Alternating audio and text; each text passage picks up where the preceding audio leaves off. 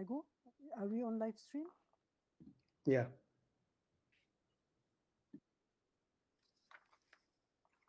The expert and young panelists, members of the project advisory committee present, collaborating partners, friends, colleagues, and all those who have taken the time to be with us today, the young and the not so young, ladies and gentlemen, good afternoon.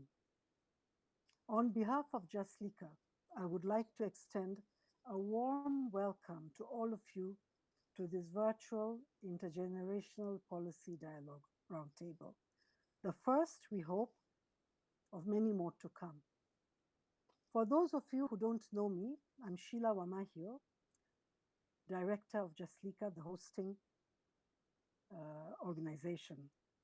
We are hosting this in collaboration with the Ministry of Education, the NCAJ Special Task Force on Children Matters, Department of Children's Services, Ministry of Labor and Social Protection, and the Women Educational Researchers of Kenya. At this juncture, I would like to recognize a very special partner, Porticus, who is represented here today by Ms. Rosemary Oyolo, who holds the education portfolio. Porticus has partnered with Jaslika and has been with us from the inception of the pilot research project on which this intergenerational policy dialogue is anchored. They have helped us to sharpen our conceptualization and supported us both with resources and technical ideas, while giving us a free hand to indulge in our creativity and interest. For this, Rosemary, we are truly appreciative. Before we get to the business of the day, I'd like to give a bit of context for those of you who have joined us from the outside and for our panelists, the expert panelists and the young people. As mentioned earlier, the intergenerational dialogue is part of an action research project that we have been since the beginning of this year, 2021. At the intersection of education and child protection, this project is about making transformation and positive change. It seeks to change mindsets, reinforce positive values, break down myths, correct myths. As we know in COVID time, there's been so many myths and basically outright lies. So we want to correct that and strengthen resilience at multiple levels through innovative actions informed by the findings of a qualitative research that was conducted in the informal settlements of Nairobi and rural Nyeri. Specifically, the project documents intergenerational perspectives on how to build education better for the holistic development, well-being, and safety of adolescent children and young people living in adversity. The action part of the project consists of 4 innovations. The Intergenerational Dialogue Forum is one of these 4 interventions. At the community level, we have used participatory theater to trigger the intergenerational conversations. However, at the national level, this is the first one. Finally, I would like to end by saying something about Jaslika. At Jaslika, we generate knowledge and promote learning through cutting-edge research and reflective practices. We believe in order to transform society, we need to break down silos within sectors like, let's say, education or child protection, but also between different sectors and between the community and community level and policy level and implementation levels. So we need to break down silos and change mindsets by connecting the dots, connecting communities and connecting generations. The intergenerational dialogue seeks to do just that, connect the generations and the dots between education and child protection and child justice systems. Without wasting any more time, I would now like to invite the moderators for today's event, Zainab Mboga, excuse me, and Declan Magero to take over. Thank you. Over to you, Zainab. Thank you very much, Dr. Sheila, for the introductory remarks. My name is Zainab Mboga. I'm a former youth leader for Africa Model United Nations. I have a background in communication, which includes knowledge of broadcast and digital media. Currently, I do research work under Jaslika Youth, and I will be one of your moderators for today's session. Jaslika is a value-based organization. We believe in mutual respect and non-discrimination. I hope these values will guide us through this session today. In addition to the values, we would like to remind you of a few ground rules. To our panelists, always ensure that your microphone is off when you're not talking. Raise your hand if you want to say something. For additional questions, please feel free to type them into the meeting room chat. And when you're talking, please keep your video on unless you have a weak internet connection. For members of the audience watching using Facebook and YouTube, interact with us through our YouTube and Facebook pages at Jaslika Consulting. Please introduce yourself in the chat, include where you're coming from, your place of work. Whether you are a young person, you should include it there. If you want to raise any questions or you want to comment, you can also type it on the chat. We shall collect your questions and forward them to the panelists to be addressed during our Q&A session later in our program. Disrespectful and any form of discriminatory or even hate speech shall not be entertained. Anybody who is repeatedly disrespectful or engage in hate speech shall be removed forthwith. So today in our intergenerational policy dialogue, our young panelists will be sharing their experience related to a 7-point agenda and also explain why these issues matter to them and raise the questions on whether there are laws or policies in place for those issues, whether it's a communication issue, whether it's informational gaps, and which actors should help us bridge this gap. Now, I call on the representatives of the young people to share their agenda. Young people, you have the floor. Thank you so much, Zainab. So we present young people's agenda for protection of children in education post-COVID-19. So we, a group of concerned young people from Githongoro Village, Nairobi County, Tetu and Kieni West, Nyeri County, and Jaslika, would like to bring to your attention some of the issues that we feel need to be urgently addressed in order to make our schools safer and more secure for our school-going sisters and brothers, cousins, friends, and even our parents and teachers. We are not aware what the policies and the laws say about these issues, whether they exist, and if they do, if they are being enforced. Let me welcome David to continue with the agenda. Thank you very much. And the 7-point agendas are as include. The first one, inclusive teaching method and curriculum absent from classrooms. That means that many of the children from disadvantaged background and groups and those with hidden and visible disabilities get left behind. Agenda number 2, drug and alcohol abuse. That is in children and young people. It is most important to note that some of us young people and children may be both users and sellers. Though this problem affects both boys and girls, more boys are involved in drug and alcohol abuse. Help me invite Milka. Thank you, David. Point agenda number 3, punishment and harassment. Harsh, unfair punishments, bullying by our peers and harassment by teachers in school drive some of us to drug abuse and other bad practices, and even away from continuing with our education. These punishments don't even help us improve on our learning or our examination performance. Point number 4. Sexual and gender-based violence and teen pregnancies. This problem is very widespread. It has increased even more during the COVID-19 period. Girls may be impregnated by their boyfriends and peers willingly.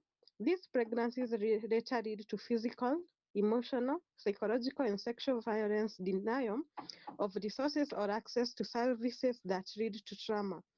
But rape is also a big cause of the pregnancies. Agenda number 5. Mental health of children and young people is widespread in schools. Most parents and teachers don't know about it, so they think that the child is being deliberately rude and lazy. Thank you. Help me invite Daniel. Okay, thank you very much. And point number 6, access to sports and recreation facilities is missing in many schools. And many schools do not give opportunity to children to play and participate in sport activity, though we know that they are important for our physical and mental health. And point number 7, life skills and values teaching are missing in many schools. School should not only be about academic performance. Not all children are good in academic, but all can leave the school with skills and positive values that will help them in life. So today, we would like to share with you our experience on these issues. We hope you shall also share with us your ideas so we can have a discussion with you and come up with a practical solution to these challenges. Thank you very much. Thank you very much for presenting your agenda. Before I invite Declan, our second moderator, I would like to give a chance to the young people to introduce themselves briefly. I'll start with Brian. Thank you, Zainab. I'm Brian Wagura from Mboga, Nyeri County. I am a member of Jaslika in the Learning Circle, and I also graduated from St. Mary's Boys High School, and I went to join Dedan Kimathi University for a Bachelor of Science in Geospatial Information Science and Remote Sensing. Tier 2 is a place known for coffee growing and tea, and also sports like volleyball and football. Thank you. Thank you, Brian. Cynthia?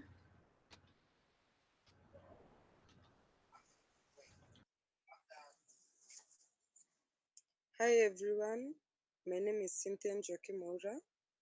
I live in Githogoro Village, Nairobi County, and I'm a home-based baker.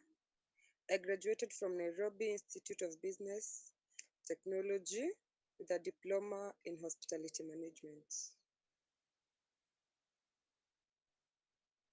Thank you, Cynthia. Faith Wangoi?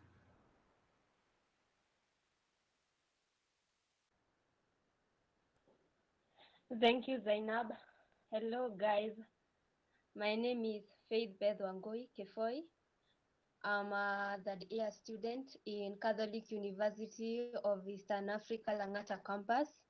I'm doing Bachelor of Commerce, Finance option. I am from Kieni, Nairutia, Nyeri County, and Kieni is well known for goat keeping and farming. Thank you. Thank you, Faith. David?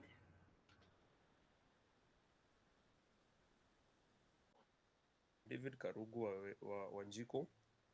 I'm a student at Kenya University pursuing a Bachelor of Technology in Renewable Energy. I'm from Kieni, that is in Nyeri County. I'm a volunteer working with Jaslika, and I'm also passionate in learning from others and also doing research. Thank you very much. Thank you, David. Daniel? Okay, thank you, Zainab. Hello, guys.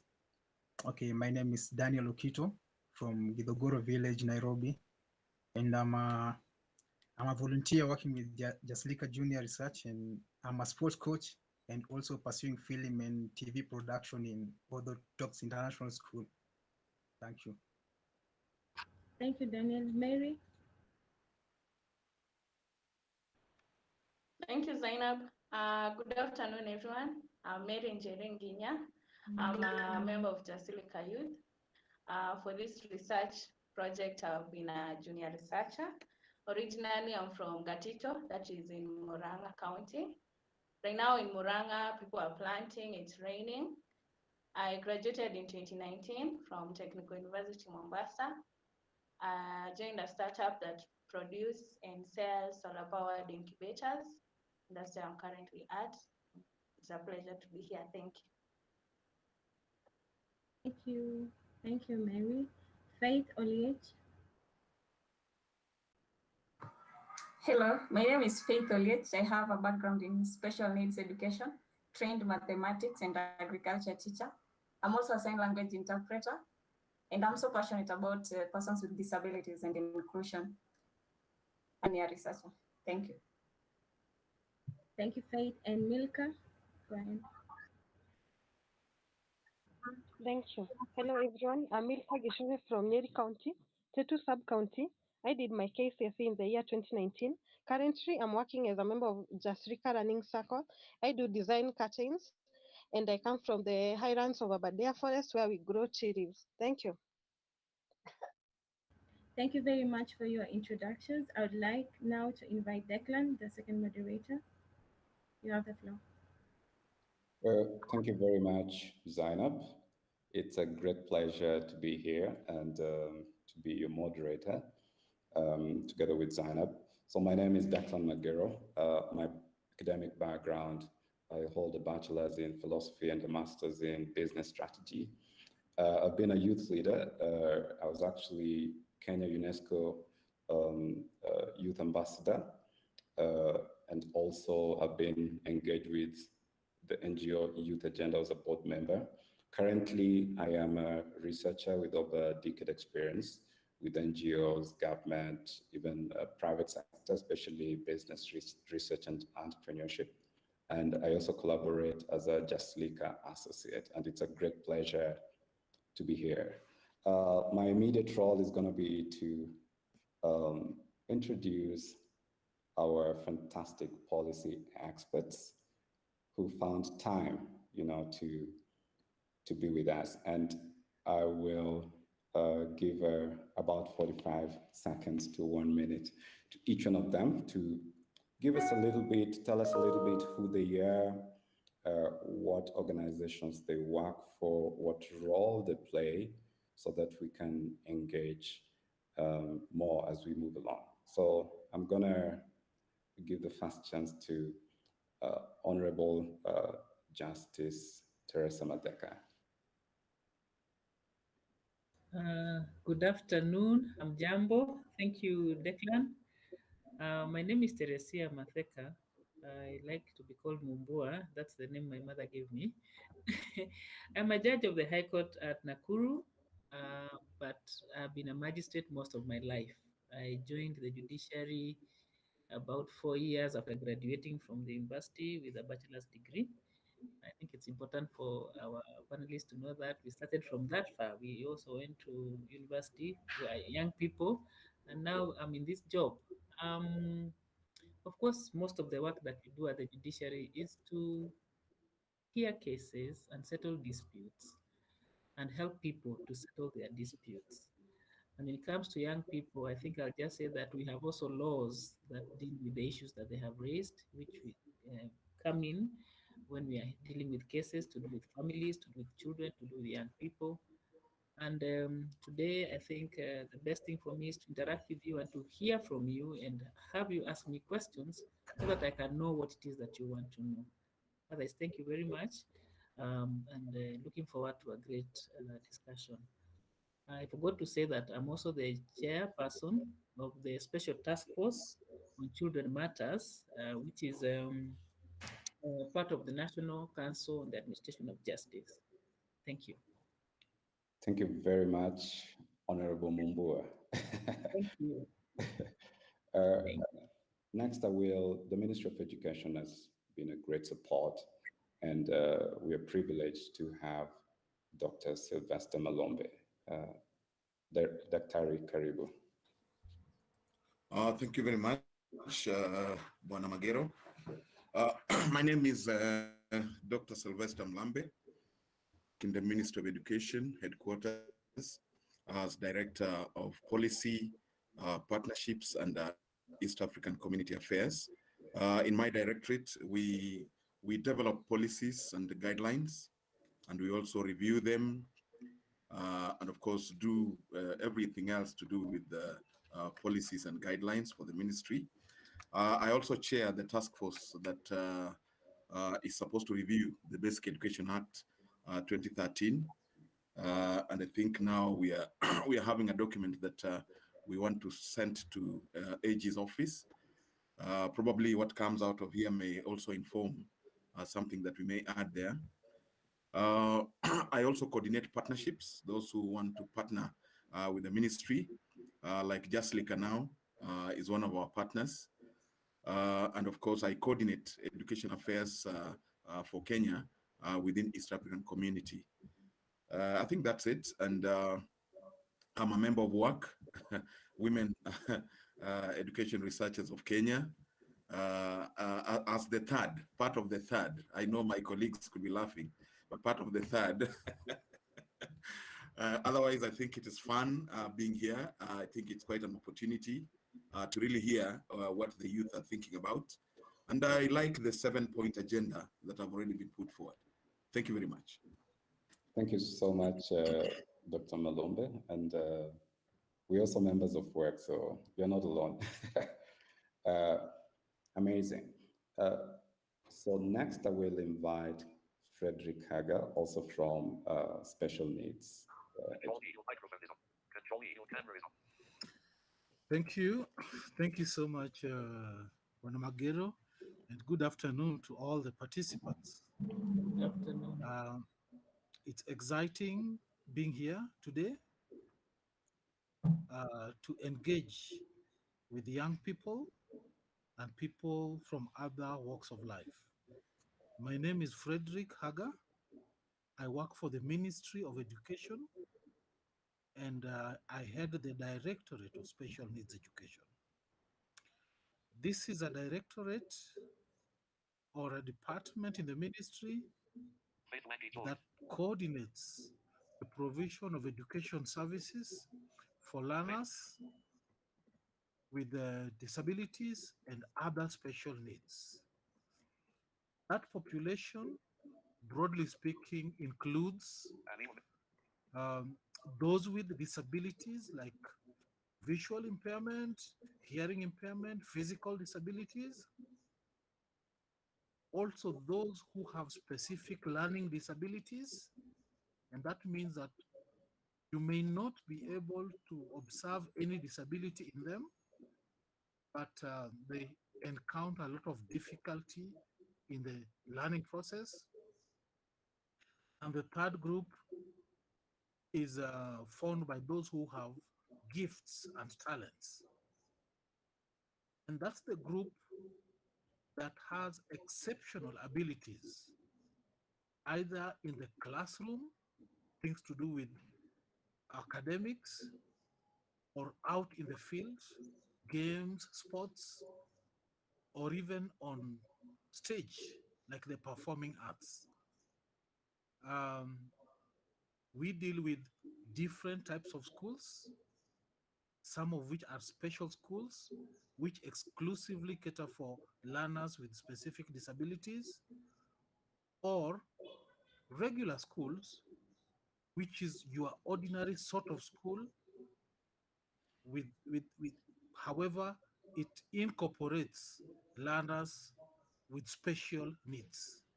And that is what the ministry is promoting, that as much as possible, the learners with special needs learn alongside those without disabilities, unless these specific learners are not able to learn because of environmental or resource reasons.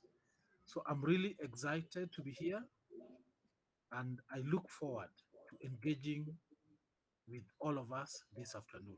Thank you.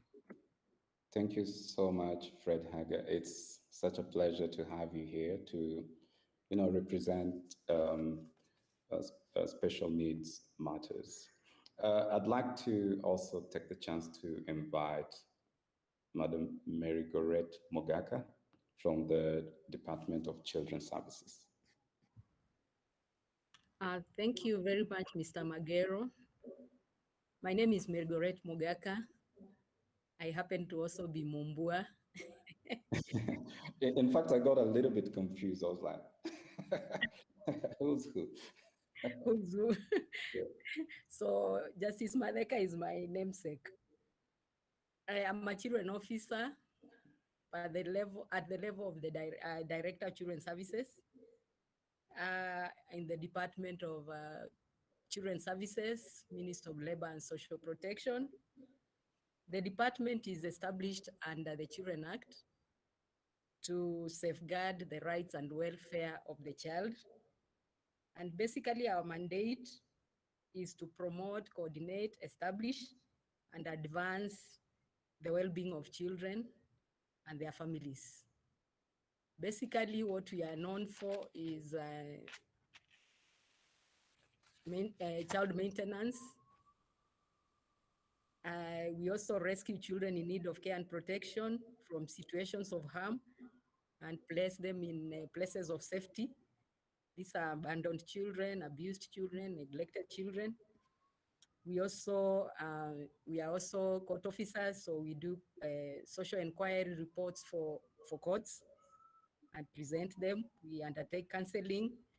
We also do rehabilitation of children in conflict with the law. So we run the institutions, the children remand homes, and the rehabilitation schools. We also provide family placement for children without families. So we do this through adoption, foster care, kinship care, kafala, among many others. But now I'm in charge of counter-trafficking in persons and justice for children. I sit in the NCAJ Special Task Force, on Children, chaired by Lady Justice Matheka. I'm a member. The department provides the secretariat. I have a background in sociology. I have a BA and an MA in sociology, both from the University of Nairobi, and I have a higher diploma in psychological counseling from Methodist University.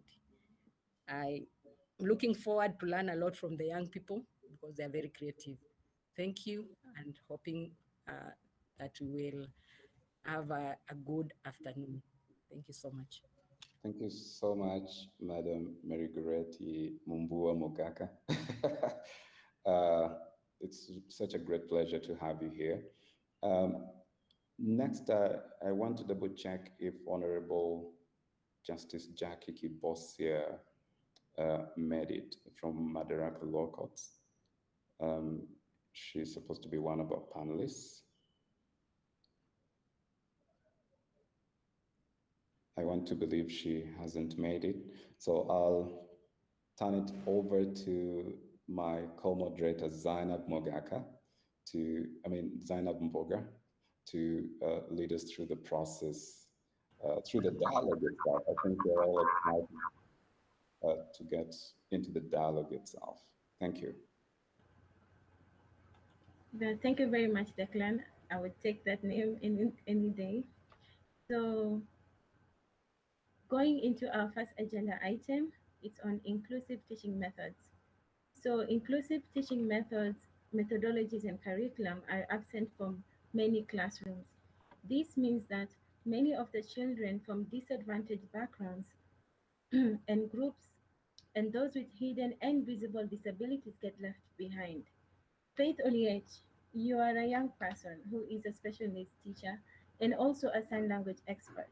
Can you please break down what you mean by this agenda item, and what are these hidden disabilities, and why do children from disadvantaged backgrounds get left behind in classroom and practices?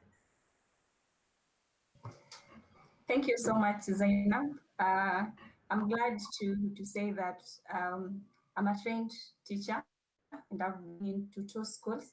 And I want to report that the schools I have been, we were only 2 agriculture teachers and 2 mathematics teachers. There are schools for the deaf. So it means this school had only 1 mathematics teacher and 1 agriculture teacher before I went in.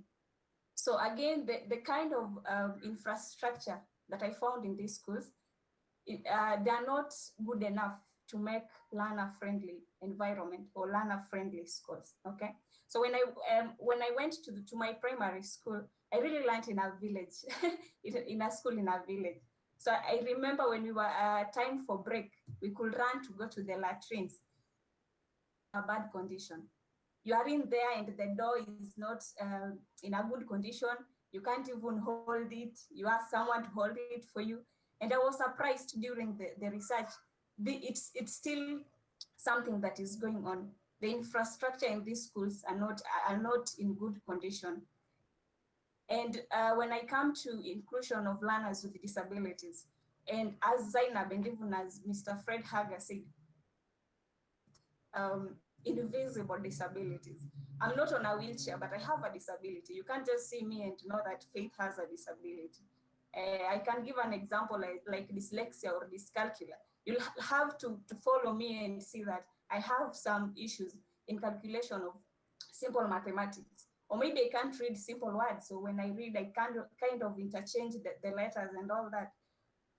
Are not included. And I was taking a walk around because I'm in the special needs field. I wanted to see if the teachers really know what learning disability is. I was surprised most of the schools, if I say the word, I'm here to train you guys on how to include learners with disabilities, they're like, no, we don't enroll those learners here because we can't take care of them. You know, so that's the kind of reply I was getting in most of these schools. So it shows that the teachers in regular schools, most of them are not aware that we have learners with invisible disabilities. And from the research, I want to give you an example. There's this mom who is partially blind. So she wanted the son to be admitted in one of the regular schools, if that was possible. And it wasn't possible because she walked around and the answer she was getting, she's blind and we can't accommodate him. He went ahead and tried one of the special schools. This is school for the blind. And she was told that we only cater for learners who are totally blind in this school. Where do we place the son? Okay. They can't be enrolled in regular schools. They can't be enrolled in the special needs schools. Okay.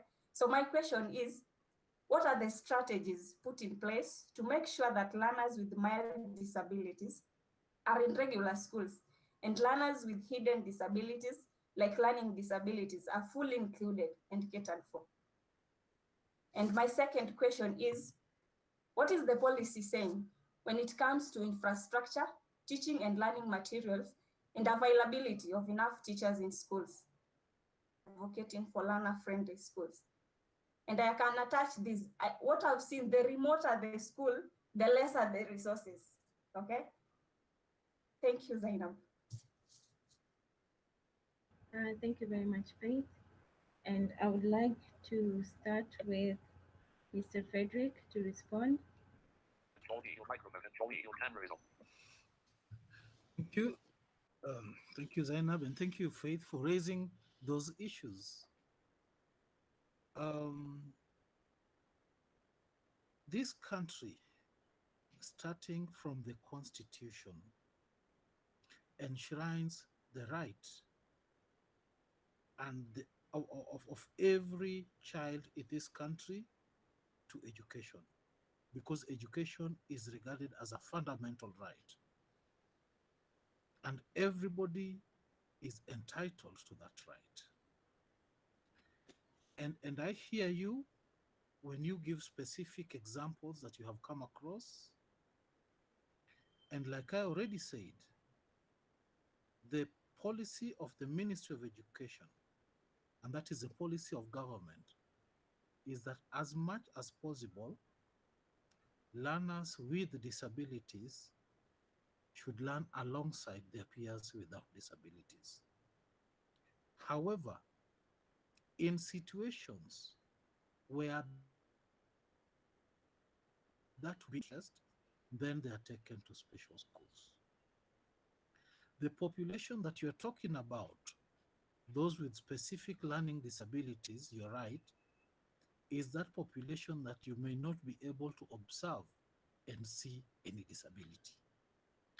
Actually, what the ministry does, even for those disabilities that are visible, we don't just look at them and make a decision that this particular learner has this or that disability, because we are not interested in labeling anybody. It does not help anybody if I label somebody blind or deaf. The interest and concern of the ministry is determining what specific limitation a learner has, so that that information is used to inform the intervention that is going to be administered or subjected to that particular learner. That means, and I want to use the example of visual disability. I didn't say this at the beginning, but yes, I am a person with visual disability. If I am to go to a school, I'll be taken to an assessment center that will find out what my barrier is. If it is determined that I have visual disability, they will want to know the extent to which I have that disability.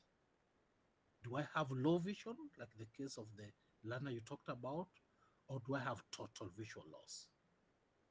If I have low vision, then they'll want to find out how best do we, how do we make sure that this learner accesses education?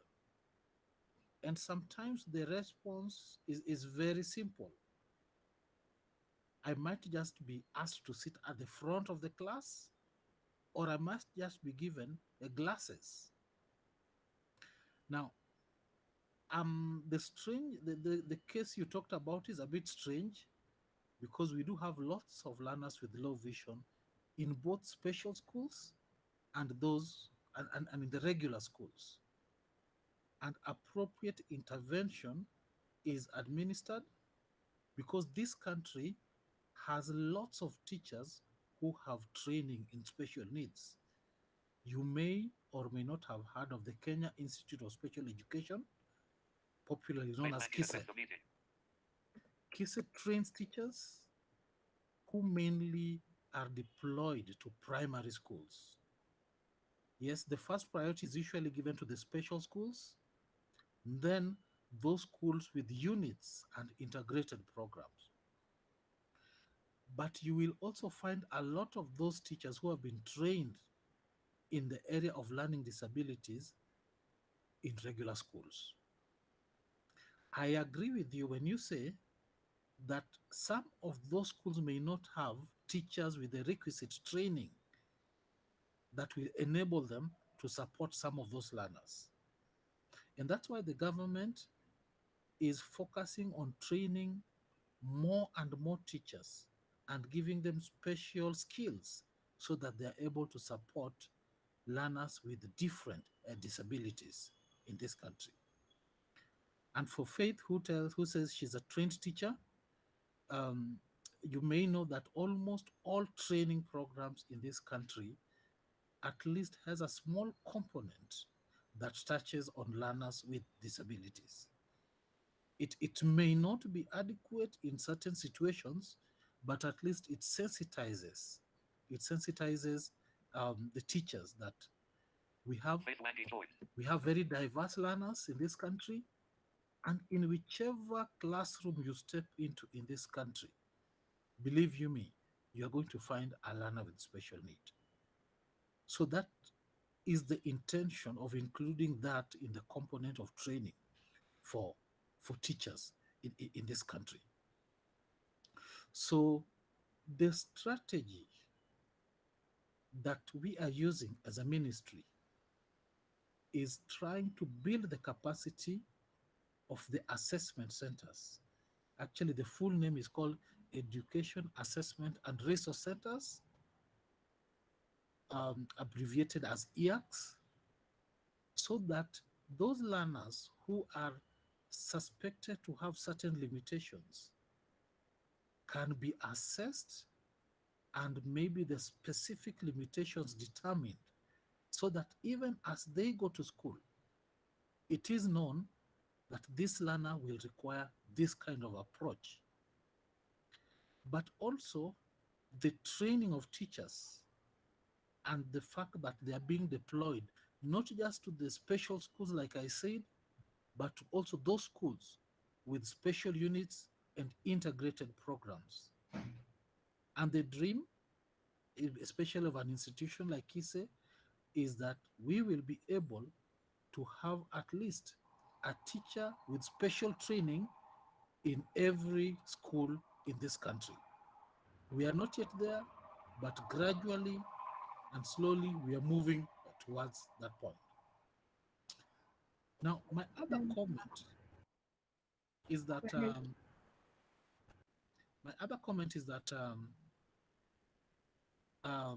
we have policy and legislation that touch not just on the rights of persons with disabilities, but also those that outline what needs to be done to ensure that no one is left behind in the education process. I already mentioned the Constitution that establishes the right of persons with disabilities, but we also have the Persons with Disabilities Act of 2003. Section 18 clearly articulates the right of that person with disability and says no learner shall be turned away from any school or any learning institution on account of his or her disability. So by the school that you've talked about turning away a learner on account of his or her disability, that is against the law. What the school should do, if it feels it's not able to support that learner, it can always liaise with the Ministry of Education, and we will find out how best that learner should be supported. In the Ministry of Education, we have the sector policy for learners and trainees with disabilities, and it adds its voice to the right of learners with disabilities to access education. And even it talks of inclusive pedagogical approaches to make sure that every single learner is able to be taught properly and access education. Thank you so much. Thank you very much for your detailed insight. And now I'd like to ask Mary. Mary was also involved in research, Jaslika research in Nyeri. Do your findings support what Faith Oliech is saying? Or do you have any other dimension? Thank you, Zainab. So from the research that we did both in Nyeri and in Nairobi, the issue of children being excluded also emerged, whereas children are even excluded by how the teacher teaches us. For example, there's this discussion that I remember we had, and we were asking the students about how their teachers used to teach. And these students were telling us the teacher used to divide the student into groups, and those who are smart learners, the ones who understand easily, are put in one group, and the others in the other groups. Those who are slow learners in the other groups. Now, before the teacher starts, he comes into class and says, everyone move to your groups. You know, when he's teaching, it's like he's teaching those who are at the front, those who are understanding better. Now, those who are at the back, they told us they used to sleep, they lost interest in the subject. And for example, one of them was telling us, like on Friday afternoon, if they have a double chemistry, was the teacher who was doing that. And after lunch, they take their lunch and then sneak out of school, then go to other places, maybe get involved in drugs. Well, for example, they're out there, they meet a young girl that is coming from school and probably rape the girl, then the boy is arrested. Now you see, this case has come from an issue from a class. It has been dragged all the way to judiciary. right? So my question is to the policy experts, from where you're seated, what is it that can be done, that should have been done at the school level to avoid this case from accelerating to all this? And also the second question, when Madam Mogaka was introducing herself, she told us about that they're in charge of taking children and putting them in homes, those who are in contact and in conflict with the law go to remands and rehabs. So my question is, when this child is taken to either rehab or to remand, what happens to their education when they are there? Thank you.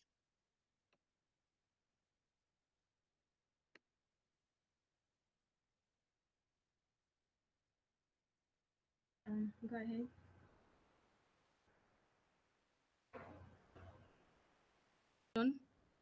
About the exclusion and how teachers are grouping children.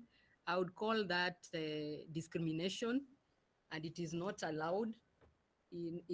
Non-discrimination is one of the principles in our constitution. So, and also in the Children Act and in most of our legislation. So children are supposed to be treated the same. They should not be discriminated on anything, including on their tribe, their race, their performance in school. And so it's not right for the teachers to do that. I think the issue is training of teachers. They need to be properly trained, and not just in the subjects, but also how to handle the learners and also their attitudes, so that they have the right attitude when they are dealing with children. So we also need to create awareness to them on the laws that protect children, starting with the Constitution. When you read the Constitution, Article 53, it's about children and how to deal with them. About the National Children Policy. The National Children Policy looks at the child in terms of the four pillars, the four pillars, that is survival, how children are able to survive after birth, development that includes education and recreation, protection and participation. Now coming to the rehabilitation schools and the remand homes. Now, before I move there, let me just also comment on how that situation in the classroom translates into a child in conflict with the law, and whether now this child is supposed to be punished for what was actually not basically their mistake. It was a systemic mistake that was done at the classroom level. While we accept that the situation in the classroom might lead to some children getting into conflict with the law, we also realize that children have responsibilities, and they also need to understand that actions also have consequences, and the values that you talked about in your point 7. So they need to have these values that I'm not supposed to do something like this. I'm not supposed to defile another child, however way I'm treated in school. We need to have life skills on how to deal and cope with challenges, not just to go with the flow, and how to deal with the peer pressure. Now on rehabilitation, what happens to the children? What happens to their education? In rehabilitation schools, we have many programs, and formal education is one of the programs. So what happens when a child in conflict with the law has been committed by a court of law to rehabilitation? We take them to what we call assessment and classification and placement center. We have 2 such centers. One is for boys, the other one is for girls. The girls one is at Kirigiti in Kiambu. The boys is in Getathuru in Lower Kabete in Nairobi. So what happens at the center, the children are assessed. There is an assessment tool. They are assessed on education, behavior, what their interest is, so that they are placed properly, and also their risk levels, because our rehabilitation schools are based on the risk level. So we have lower risk, medium risk, and high risk, so that they are placed well. So in the education assessment, they are assessed to see where they will fit, which class. And if they are not able to fit in formal education, then we have vocational training. And nowadays we have new programs, like we have hairdressing, we have we have bakery, soap making, IT. All those skills now are being taught at the rehabilitation school. And now the other program is counseling, which all the children there go through, and behavior modification. So they get education. The challenge is with the remand homes. The children are not supposed to stay long in the remand. They are only there if they've not been able to be given bail or bond to follow their cases while at home.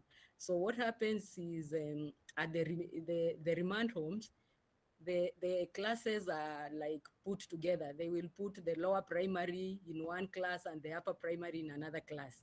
And we realize that this is not right for the children. So we've been working with the Minister of Education to see how we can have education continue in the remand homes.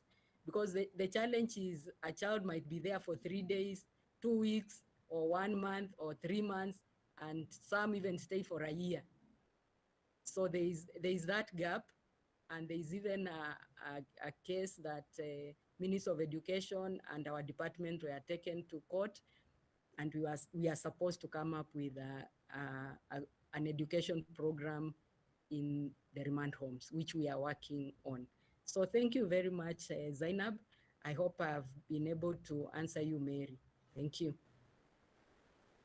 Thank you very much. I would like to invite Honorable Matheka just for a few minutes, if you have any comments. Thank you very much, Zainab. Thank you very much, Mary. Thank you, my namesake. I think you've said most of it. Um, you know, the story that Mary has given, I think, is a story of most of the children who get themselves to be in conflict with the law. My belief, and I'm sure the belief of many people, is that school is the best place for children. Children should not be in court, they should not be in the court system, they should not be in any of those other places. In fact, they were not meant for children. And that's why you find, like Mary is saying, up to today, since independence, there are some programs that don't exist because it was not expected that would have children in remand, or such like things. So the thing is that it is the story of our society that for a child to commit an offense, for a child to be delinquent, that is run away from, sneak away from school, it starts from the community, where that teacher comes from, where that child comes from, where the victim of that offense comes from. And you'd expect that the training that the teacher has gotten will make him realize, or her, that if they don't take care of that child's needs in school, the child will become delinquent and run away from school. Okay, so that's the beginning. So that for me, for example, when I look at the Basic Education Act and I look at the guiding principles, I think I'll refer you to section 4. It's very clear there what is expected when a child is in school. What are the guiding principles of our basic education? That a child will be given regardless of the infrastructure and everything else. These are principles and values that are supposed to be inculcated in the teacher so that the teacher transfers them to the child. And when the child is in school, they get those ones. So that when this child, like for example, has run away from school, And I'm saying this because at the end of the day, when we are deciding where this child will go, these are the factors we look at. You understand me? That's why I'm talking about the society. Because at the end of the day, when the child ends up in my court, I have to go back to Mary Goretti and ask her, the children officer, give me a social background of this child. So that is the story that will come to me for me to decide where to take this child or how to deal with this child. Unfortunately, the child has to still go back to that community. Ametoka remand home, ametoka rehab school, lazima tena atarudi tena huko kwa hiyo community. So thank you. We have Thank a you job very much. to deal with that. So what I want to say is that one, that act of discrimination, as was said by Mr. Frederick and my sister here, is an act that is contrary to the law. If you look at the Basic Education Act, in fact, the teacher is a violation of the law and they can be charged with an offense for doing that. Now, what can we do? Because that's the end of the day, what can we do? What can we do to stop this child? Because even as we send these children to these institutions, we also require to look at prevention. How do we ensure this child does not get into the system? We have to go back to the same community. We have seen the problem is the teacher. How do we get these teachers to understand that the right to education for this child is not just something written on paper, that is the teacher to ensure the child learns.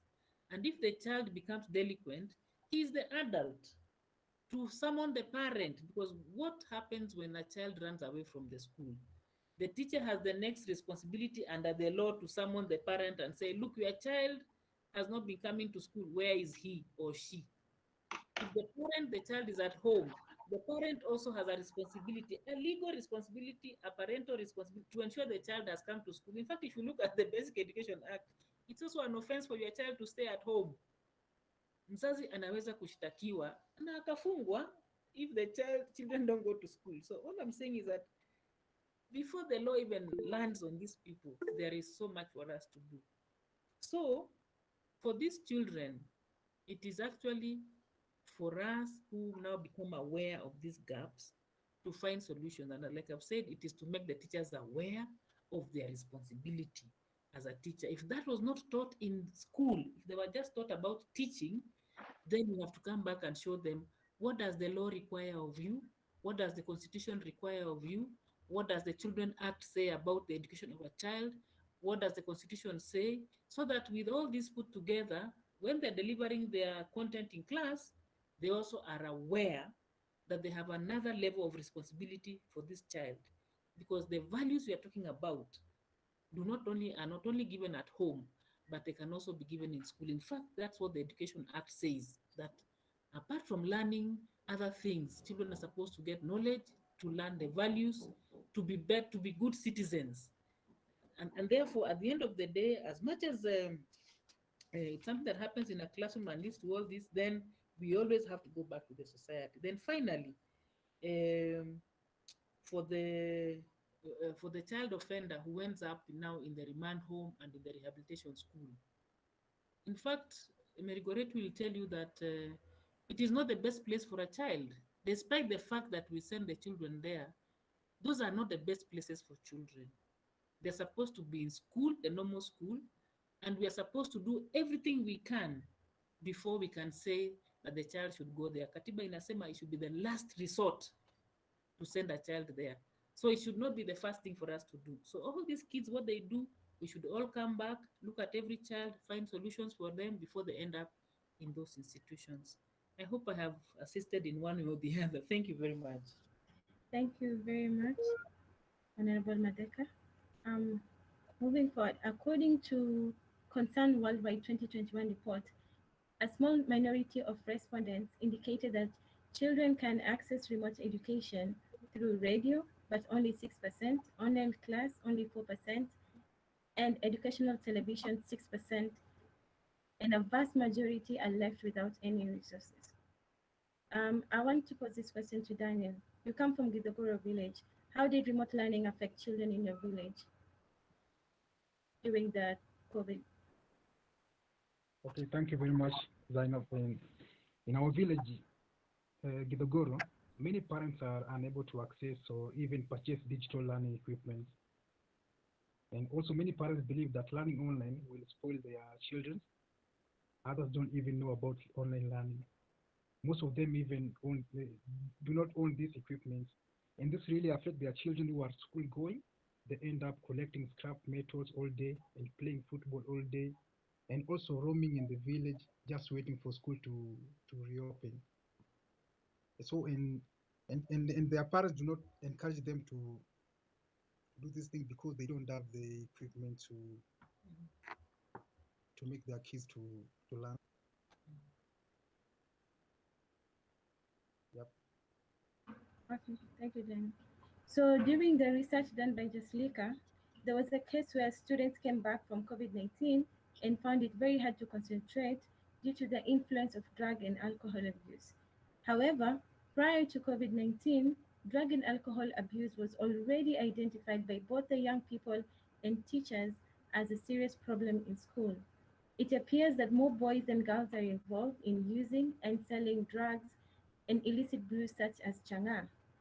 In another research done by Jaslika, we also found out that one schoolboy was actually using changa to bribe his peers into voting for him just as a school president. David, how has your experience been in school? Have you encountered any drug problems?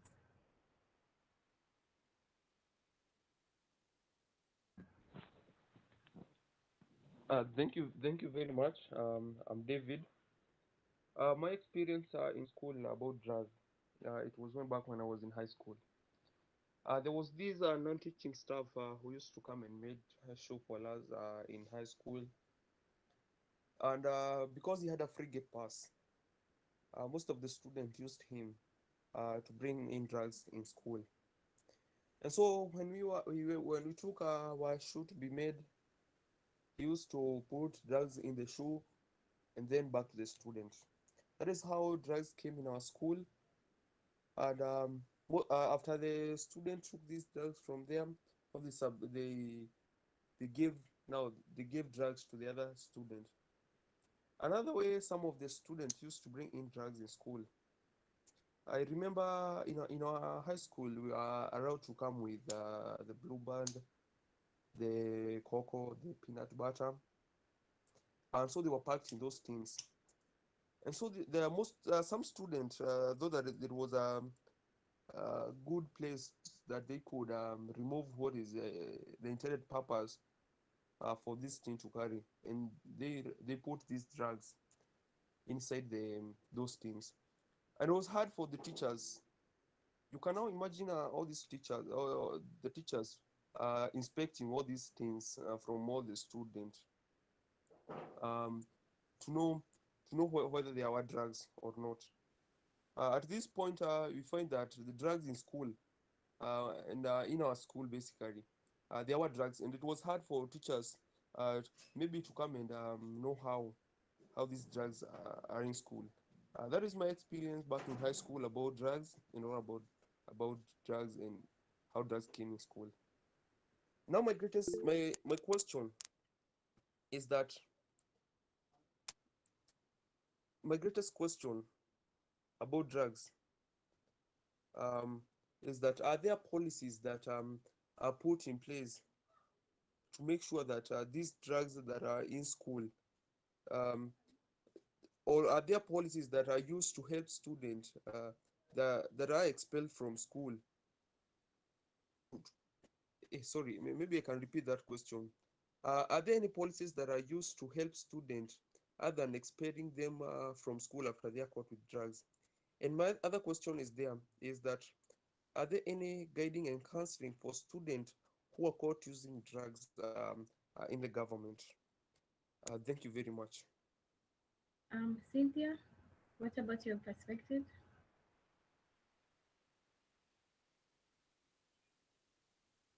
So, about drugs, there was this friend of mine back in high school, and they started using drugs.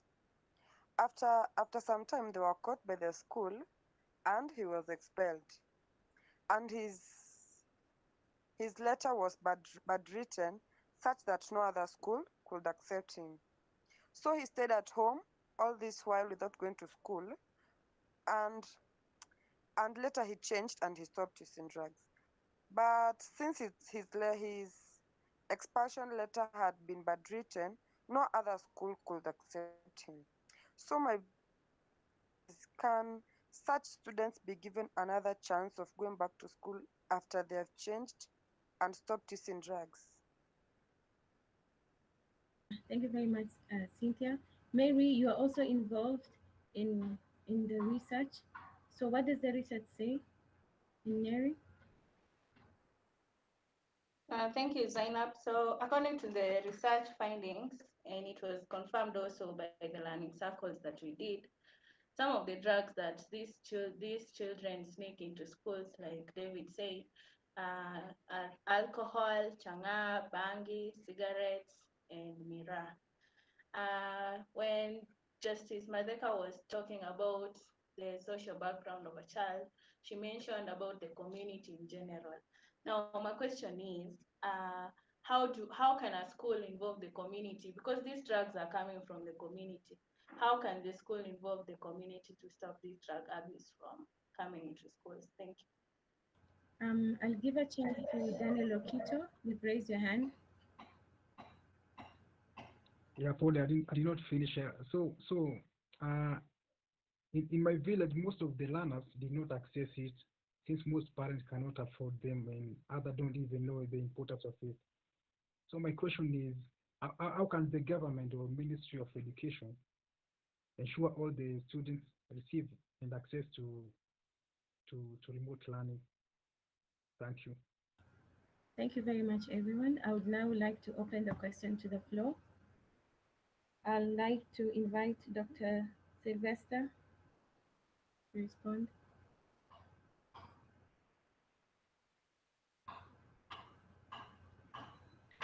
Okay, I'll move on to Honorable Judge Teresia Matheka. You can respond to that too.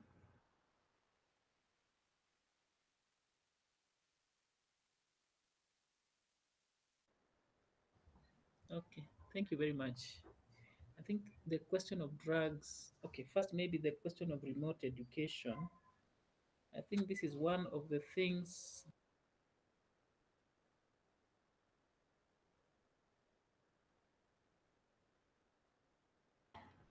Sorry, Prof, you're muted.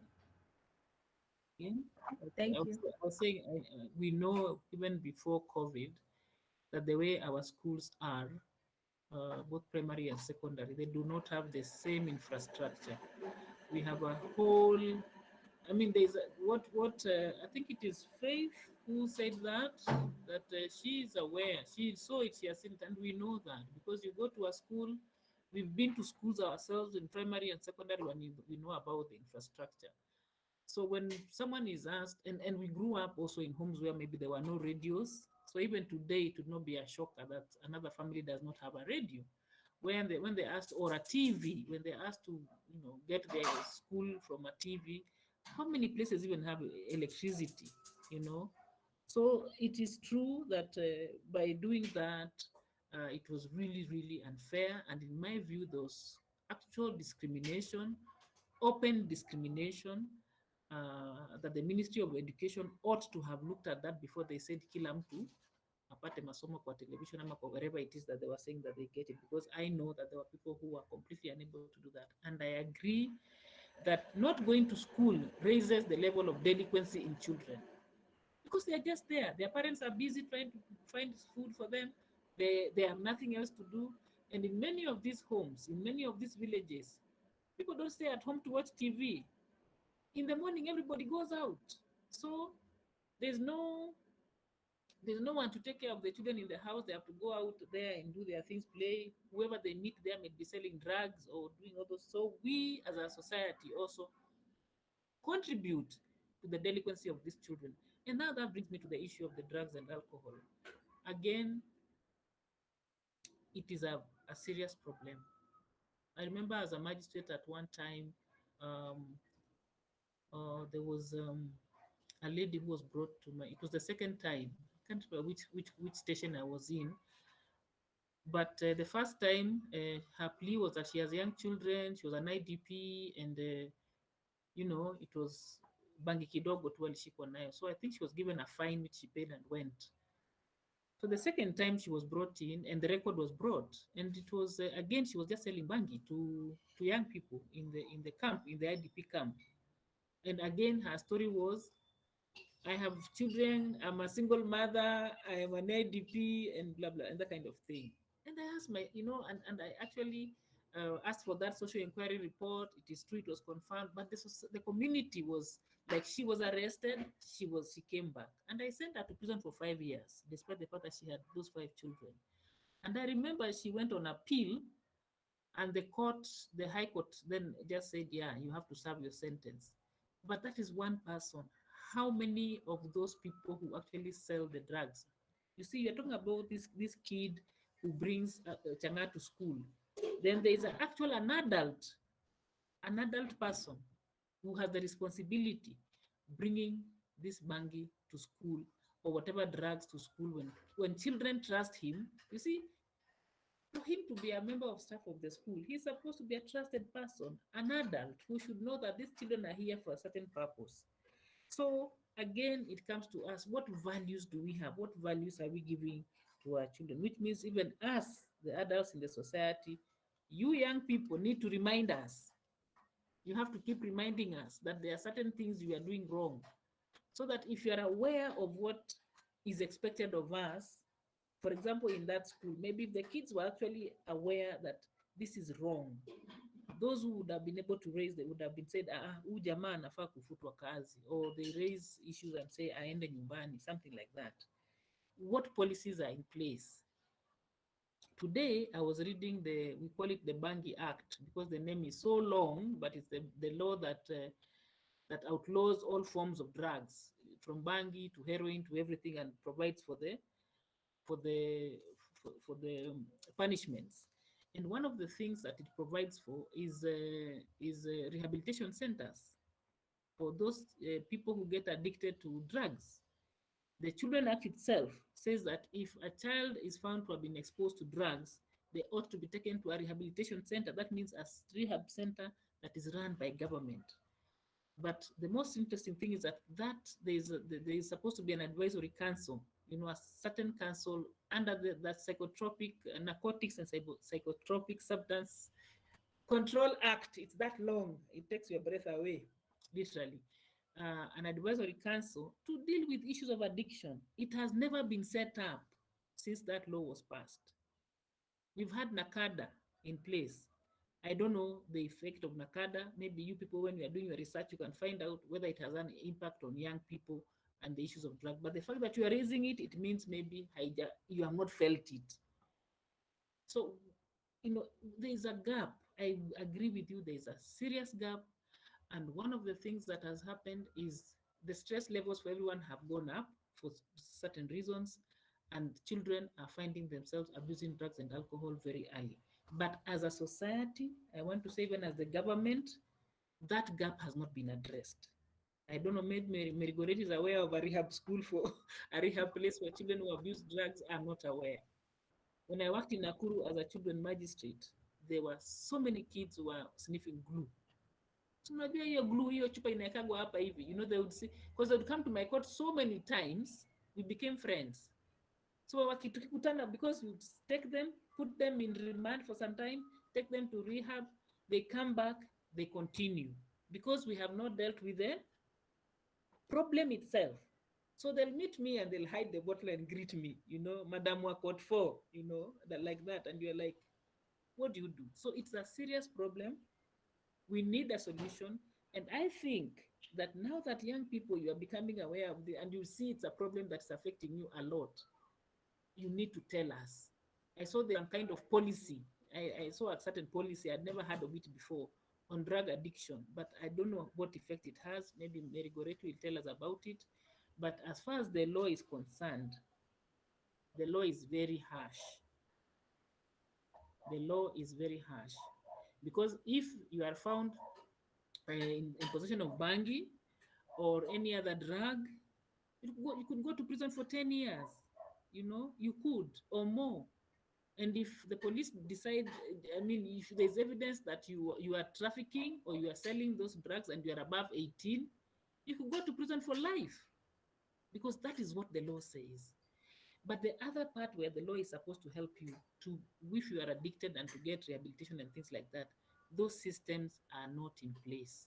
So you are on your own. So the only thing I can say, if you can't, don't do the drugs. If you know someone doing them, try to get them not to do them, because the adults are not helping you to get off the rehab. I know there are organizations out there, NGOs and CBOs and those, I know there are, who help these people. Because like when I worked in Mombasa in court there, we had one or two who would even follow their clients to court. If their client was arrested, they would come and say, this is our client, turudishie, we continue with the rehab program. And we would do that. We had a very good working relationship. So iko shida hapa. So policies, expulsion from school. In fact, what the law says is that before you are expelled, the school, the system should have done, that should be the last resort. We should exhaust all the other measures. But I know many schools, on the first offense, umeshatoka shuleni. So you need to know even what the law says, so that when those things happen, you can actually talk about them. Thank you very much. Thank you very much. Director Margaret, have the floor. Thank you. Thank you, and thank you, Lady Justice Matheka. So, I want just to say that our children are growing up in with a lot of mixed messages. At one hand, we have us as parents telling you that drug abuse is wrong, premarital sex is wrong, most of the parents. But on the other side, we have the other influencers. We have people who are in entertainment, we have some leaders. You hear people who say how drugs like bang can help you perform well in school. So we are giving our children these mixed messages, and we confuse them. So I was saying, I was just supporting Lady Justice Matheka that actually it is us adults who are not guiding the children and the young people well by passing the proper values. Then on the issue of expelling, it is not right that children are expelled, because it's like now you curtail their future. You actually kill them when they are that young. So the schools should do everything possible to ensure that they deal with the issues while protecting the other children. And the policy that I know is in place is of guidance and counseling, but the major issue would be, the major issue is that the teachers who have been given the role of guiding and counseling in schools also have other roles. So, and that is very difficult to do. You cannot gain trust of the students in counseling if you have other roles, especially discipline role. So the Minister of Education needs to separate those roles. They either have counselors doing only counseling and not teaching or being in charge of discipline, and also, or they are visiting counselors. They bring teachers from another school to come and counsel these ones in these other schools because of those dual relationship. Thank you. Great. Now, there's a hand from Dr. Sheila. You have the floor. Thank you, Zainab. I was just thinking, there's a new policy that has been launched by the Ministry of Education. In fact, I can see the policy director's hand. Maybe you can give him the floor to talk about it a little bit. Yes, Director, you have the floor. Thank you very much. I've really had a break. I think the moderator, you maybe had forgotten me, but here I am. I just wanted to start by commenting on the first agenda and actually really commend my colleagues on the issue of inclusion. I think well said and done. All my colleagues have really covered that particular topic well, that there are laws and policies that actually guard against exclusion, starting from the Constitution itself, that makes education a right, and of course compulsory, followed by our Basic Education Act. You find that this basic education is actually a right. So a teacher turning away a student because of issues of disability should not arise. And I think I support what my colleagues have said. We are also signatories to the Sustainable Development Goals, the SDGs. SDG 4 talks about provision of quality education and training for all. You know, you underline the word all, so that as we operate in the Ministry of Education, we are actually ensuring that we are leaving no one behind, regardless of the circumstances. And we have put so many measures in place, one is the G&C policy, which my colleague Merigoretti is talking about, which we are working on, and I think I'll talk about that later. We are trying to mentor these students. We are trying to make sure that they don't get into drugs and substance use. We are trying to make sure that they're taken care of in all ways, so that we have no one left behind. We even have a re-entry policy, or rather a re-entry guidelines, school re-entry guidelines, which now is a bit broader in terms of the issues that it addresses.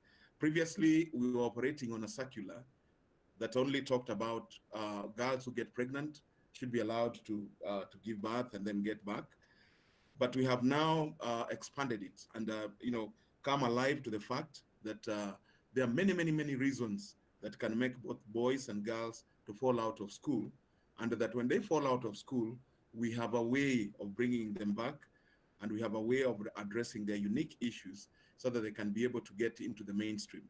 We are also working with other partners, by the way, Zainab, to make sure that even those who had dropped out and had even given up, we have what we call catch-up programs under non-formal education, where learners who had even fallen out of school completely and had kind of forgotten and had turned into adults are also still being assisted, still under adult and continuing education programs, which we run. And of course, we also have partners who are also taking care of these ones, just to make sure that nobody is left behind, whereby those learners who are dropped out are taken through what we call a catch-up programs, addressing literacy and numeracy, just to bring them to speed, in the direction of counting and adding, and of course, reading and writing. And thereafter, the same organizations are providing pathways for these learners. Some of them get their way back to school, particularly when they want. We still allow them to get back to school. Some of them take the path of entrepreneurship, where we attach them to successful entrepreneurs like dressmakers and so on, so that they can at least take it from there and move on.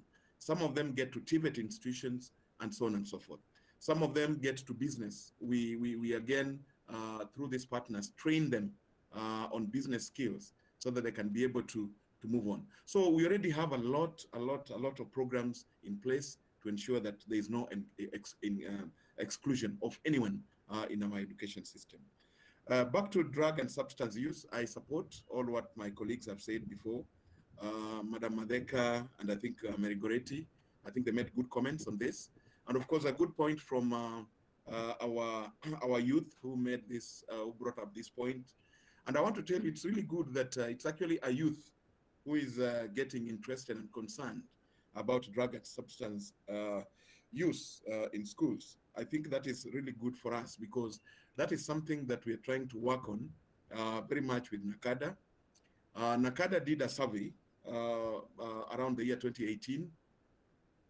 Revealed was actually very much perturbing and scaring. that even as young children to the level of 11, 6 years or thereabout have started abusing drugs. And drug abuse is actually rampant in schools. Previously, we had this approach of really targeting the victim, targeting the victim, and of course using threats, trying to advise people who are already victims how bad these drugs are and all that, forgetting about other parameters that lead to drug abuse. We have now come up with drug and substance guidelines. Our teacher, it was just launched by our minister, I think about a month ago, which is having a broad-based. We address the issue of the suppliers of these drugs in school. We want to address the issue of management of these issues. We want to address the issue of source of these drugs. We want to address issues of how we can also help some of these people who have been assisted to get back to the mainstream education. So that particular guideline is in place. It's already been launched. You can look at it in the Ministry of Education website. But we're working on some rigorous dissemination exercise, which is supposed to take a regional approach across the country. And we hope that once we reach to our teachers very well, then we should be able to salvage quite a number of these learners who could be affected by this particular menace. We're also working on a guidance and counseling policy. Merigoreti, it's just coming up. Actually, it's the first one of its kind. And I do support what you said, that we are trying to address all those issues. Here is a G&C teacher who is also a geography history teacher or a chemistry biology teacher, and may be having no much time to do, the counseling per se, to address the social issues.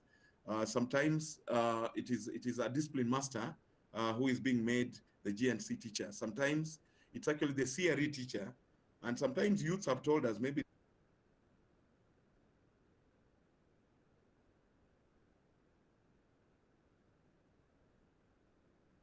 that which we are now addressing to make sure that we leave no one behind. Made some small point. Thank you. Thank you very much, Dr. Silvester. I am sure the youth have had the links and the website you can go visit later. So moving on to punishment and harassment.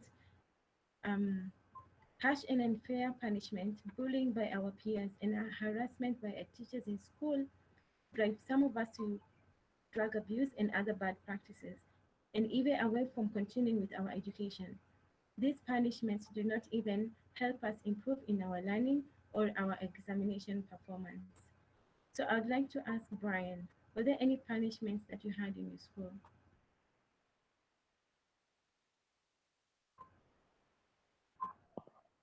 Thank you, Zainab, and thank you for giving this opportunity to me, this rare opportunity to me to give my experience in my school.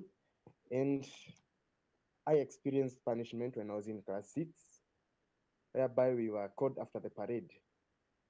And the reason behind punishment was underperformance and noise making in classroom.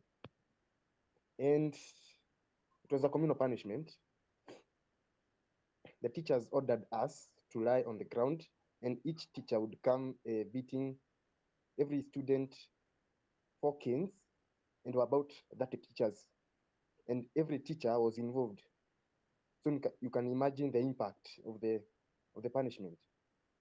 And also we were forced to frog jump around the school blocks, which was also tiresome. And according to me, I would have blamed the teachers because, one, the teachers would have worked with the class prefect and asked for the noisemakers. And two, they would have checked the class list and noted the underperformance and called them and punished them. Then I have these questions. What should be done to teachers who use corporal punishment as a way of disciplining students?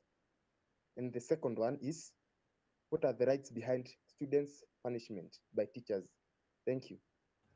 Milka, before we move on. Thank you very much, Zainab. I remember this part on punishment. When we were in high school, we happened to fail our examination. That was the chemistry paper. And our chemistry teacher punished us by sending us to the play field, and we had to go and cut grass using a razor blade because of failing the chemistry paper. But to me, that punishment had no impact because failing an exam, I would expect we should do correction or do a supplementary. So my question is it possible to administer punishment measurable to the crime committed?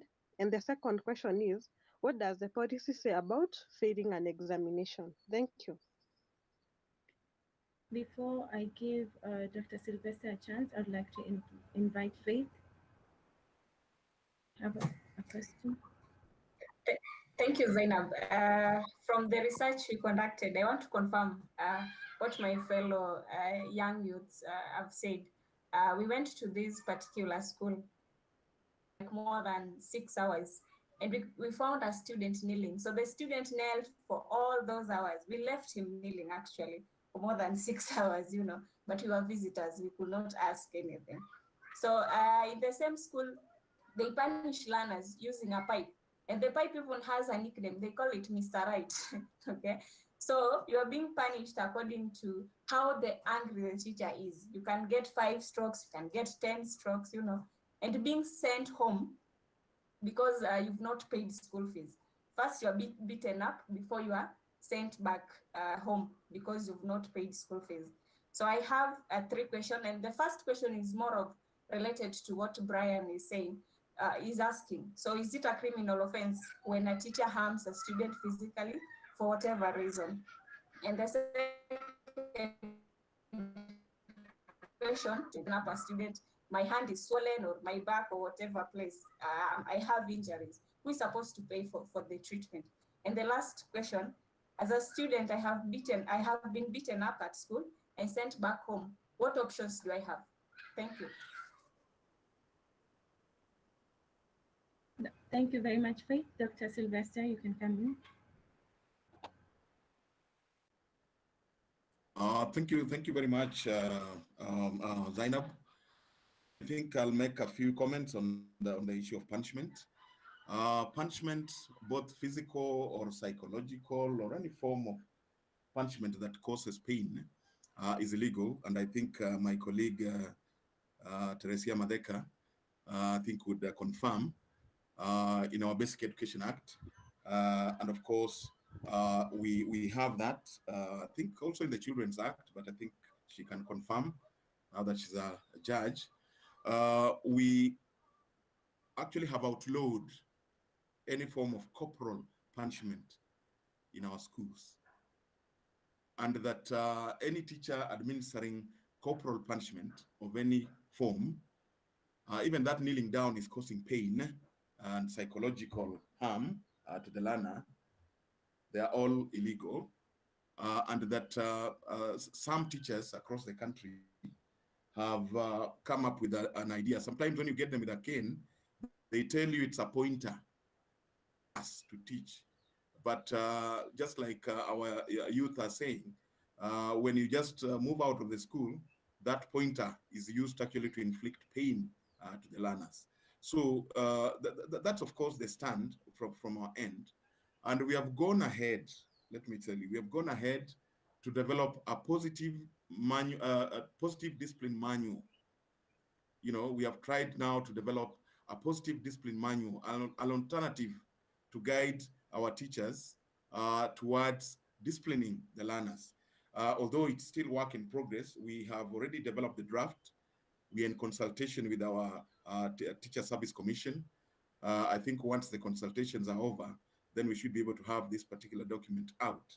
So I think that's the stand, and that anybody trying to inflict pain on the learners should actually be seen to be doing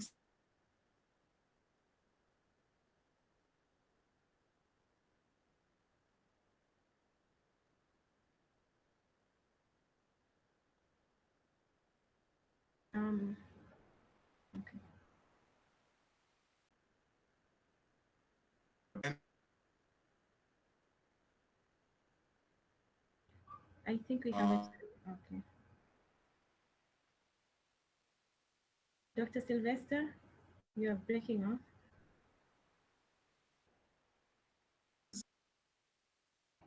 Okay, as we wait for him, I'd like to give a chance to the second moderator, Declan. You have the floor.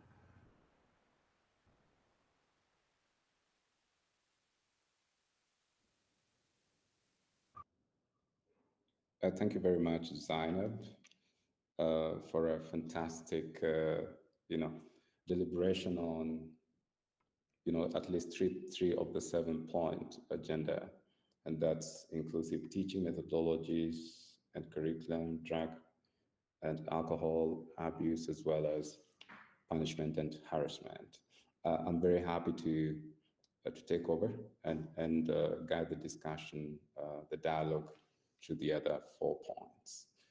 And starting off with sexual gender-based violence and teen pregnancies, and I think this has been touched on a little bit.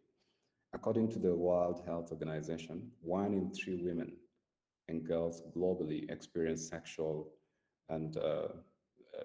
violence at some point in their lifetime. This problem is also very widespread in Kenya. It's increased even more during the COVID-19 pandemic period, which we're still in. And some girls are being impregnated by their boyfriends and peers out of consensual sex. However, rape cases are still rampant and are also a huge cause of teen pregnancies. And to give more perspective to this, I'm happy to invite Faith Wangoi to tell us a little bit of our experiences as well as perspectives. Thank you, Declan. Thank you, Declan. I'm Faith Wangoi, and I remember when I was in Form 4, there was this girl who was a prefect, and she was among the big 4 prefects in our school. And it happened that she got pregnant when we were in Form 4 second term. And during that time, when the deputy and the principal realized that she was pregnant, she was forced to give back her prefect. She was embarrassed in front of the whole school, and then later that day she was made to go home, and she was told that she should come back when we are doing the KCSE. And when she came back, she was made now to do the KCSE outside the school. Like, she would come every day, and we were in a boarding school. She would come every day, do the KCSE, and at that time she had already given birth. And I was wondering, was it necessary to send because she was pregnant? Wouldn't they wait for her until she was due? Again, I was asking the policy makers which are the strategies that are put in place for learners who get pregnant to ensure that they don't miss out entirely on their studies.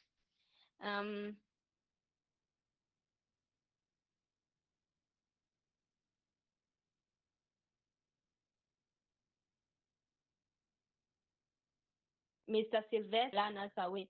Are there actions that they are taken for not giving students education? I was also asking that these boys who get these teen girls pregnant, but they are underage, these boys who are underage, who are under 18, and they're also in school, and they get the teen girls pregnant, how are they handled? And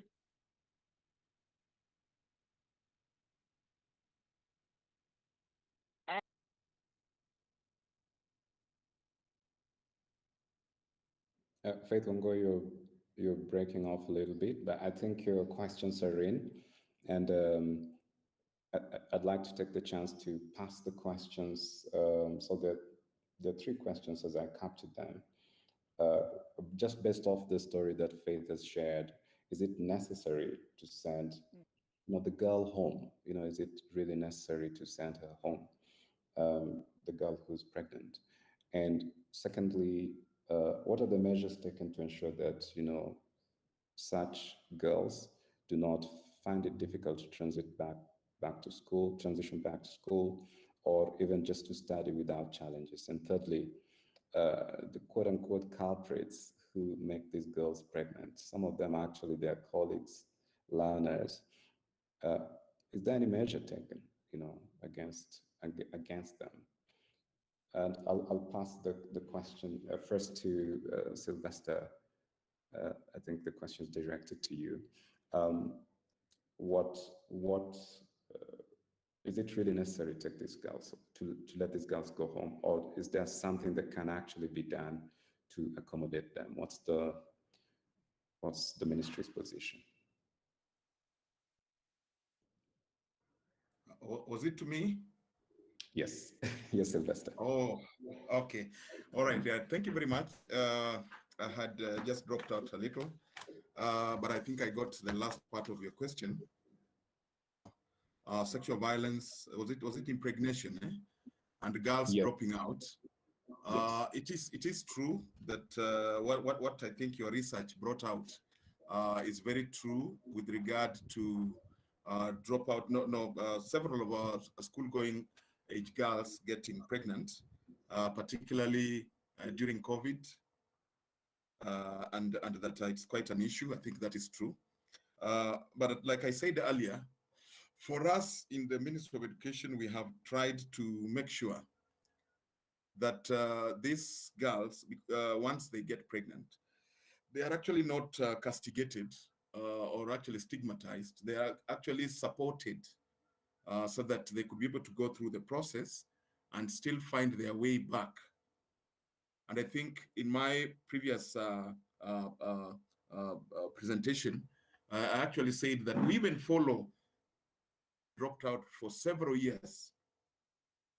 In fact, in one county, that is Malindi sub-county, in Malindi, that is Kilifi County, we found so many girls, some of them are dropped out for 3 years, 4 years and all. We were still trying to rehabilitate them.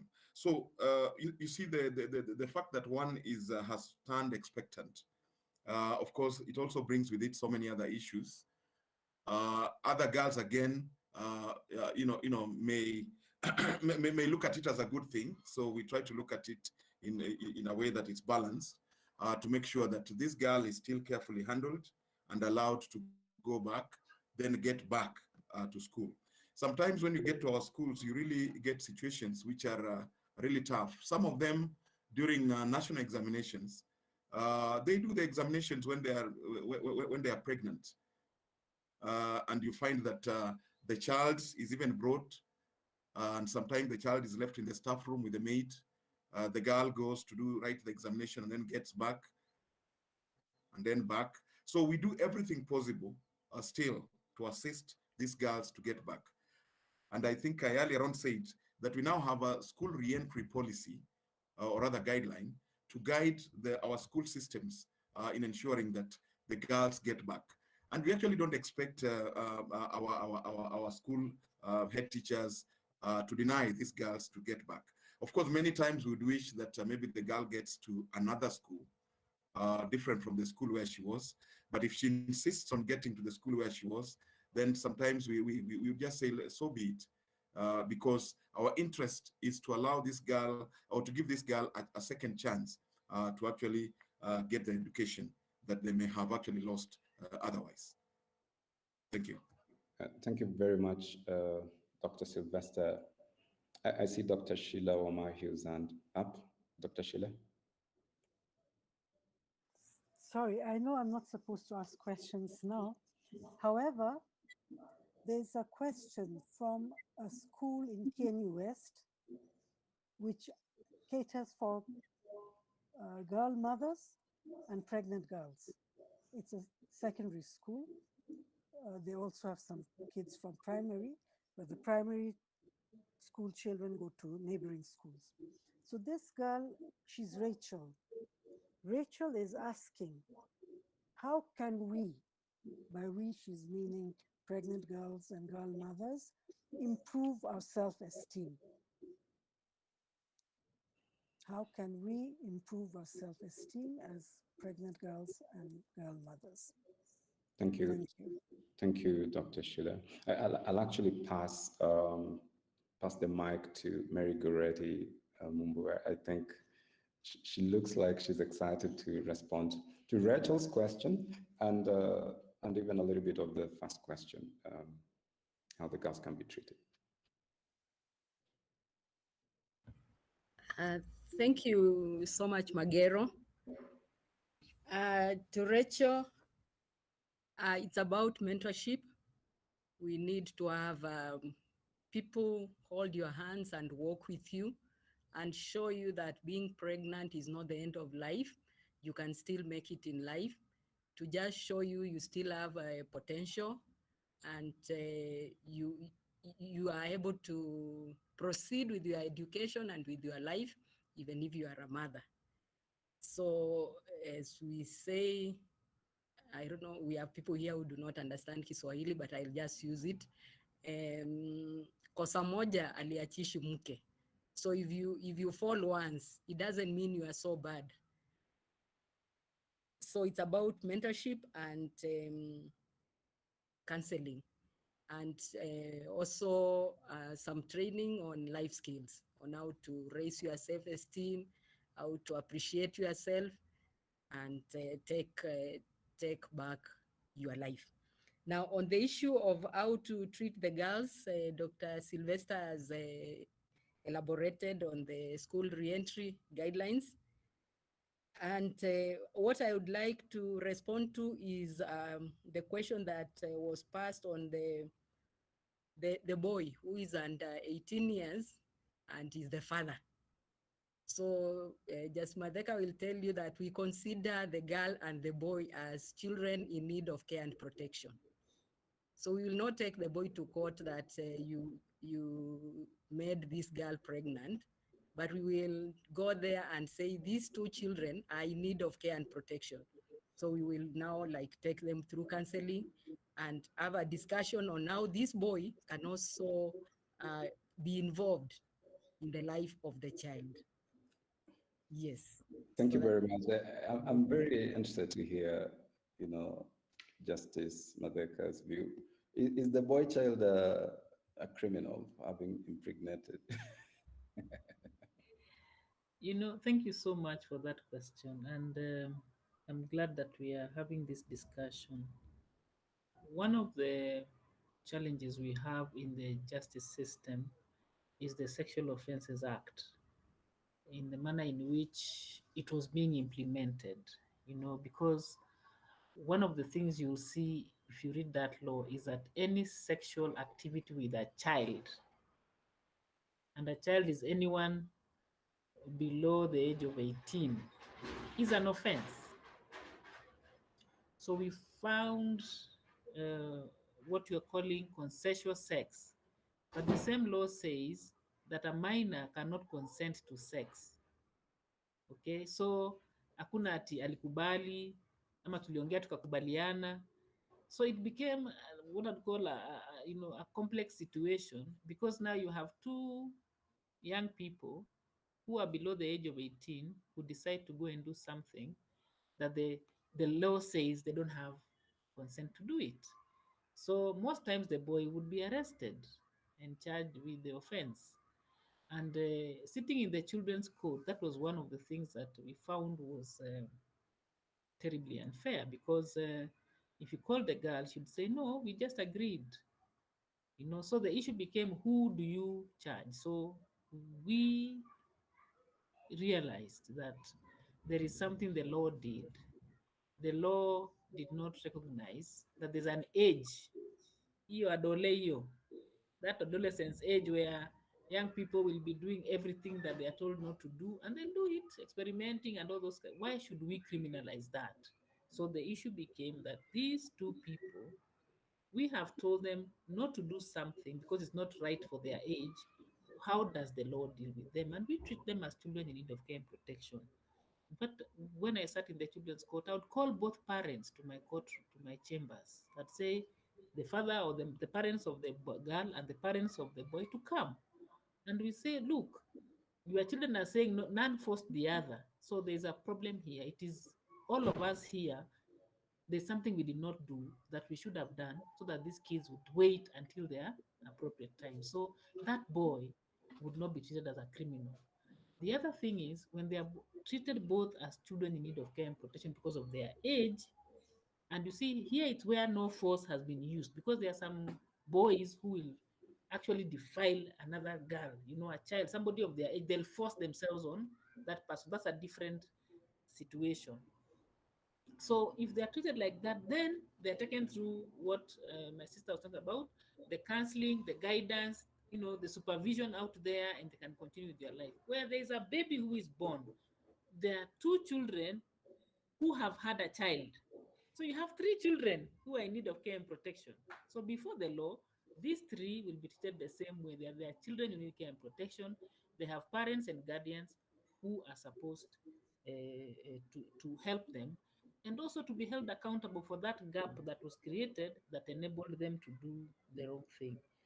Then the question about self-esteem, I think, Rachel, one of the things, again, the way the law looks at a girl who is pregnant, especially a girl who is below the age of 18, we know that our children are children until they are 25.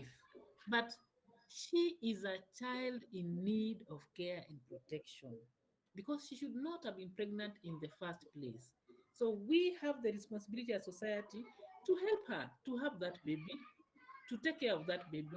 And if we can find the person who is accountable for that, and it's an adult, then to hold that person accountable for that act. So again, just remember that the same society you're asking, it is the same society that looks at you with those eyes. But you need to remember that you yourself, as a person, you have a right to your own dignity. Whatever you did is nothing wrong. Something just happened that you did something that you was not supposed to do at that particular age, and you didn't do it alone. There's another person. So the fact that you actually even decided to carry through that pregnancy, bring to this earth another person, that is something to be proud of. And no one should make any girl feel bad because they got pregnant. Something was wrong. One of the things I say when we talk about girls who are pregnant as if they have a disease is that we cannot afford to do that. The mere fact that the girl is pregnant and she has to walk around, you can't hide the pregnancy, is enough, let me say, humiliation, because we hold it badly against them. We shouldn't be the ones to add on top of that. So I want to say the fact that you can walk around with that pregnancy, and produce that baby at the end of the day, that is already a sign that you're a very strong person. And that should be the first footstep towards having your self-esteem being very high up there. And no one should make you feel bad or feel small because you did that. The only thing is that you don't do it again. If it was something that you did willingly, you realize that there are all things that go into bring a child into this earth, and there's a need to be careful about how we go about it.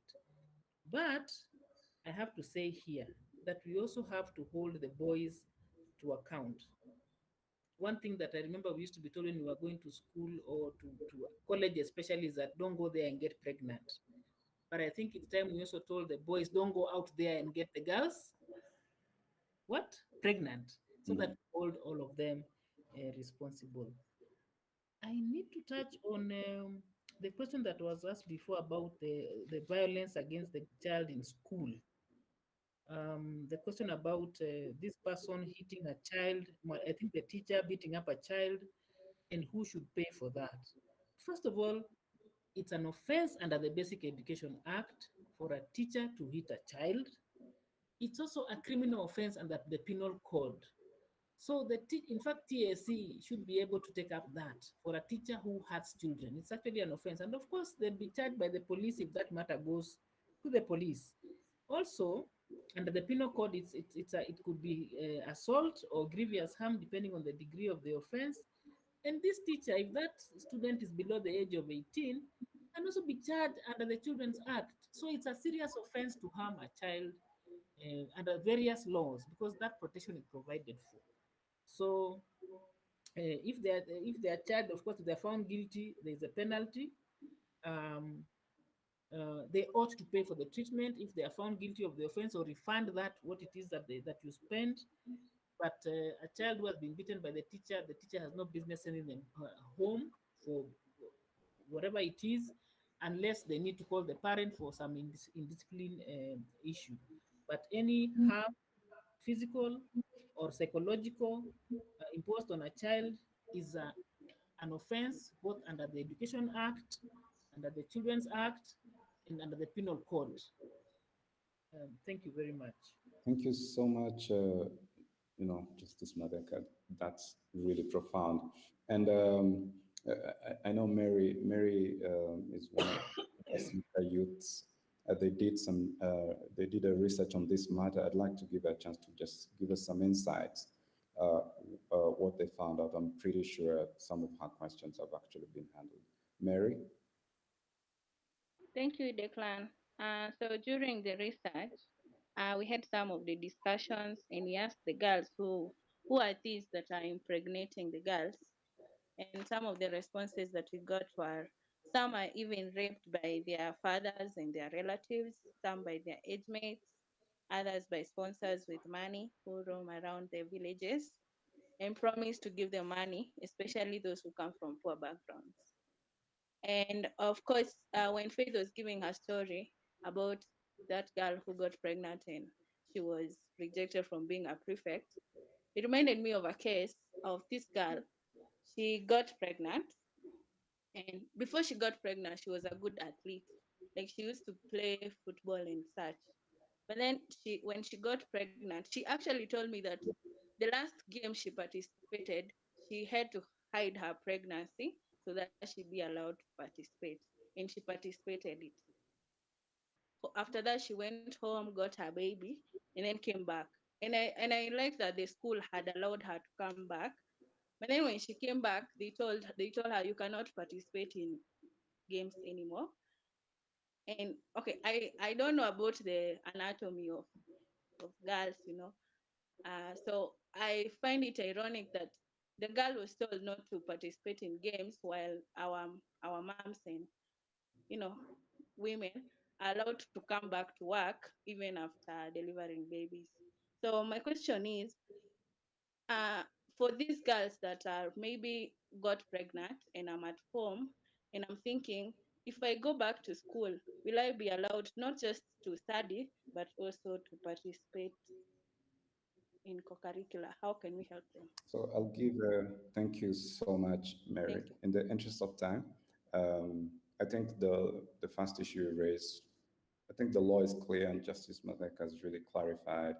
If anyone, especially an adult, uh, sexually involved with a minor, that's an offense and it should be dealt with so.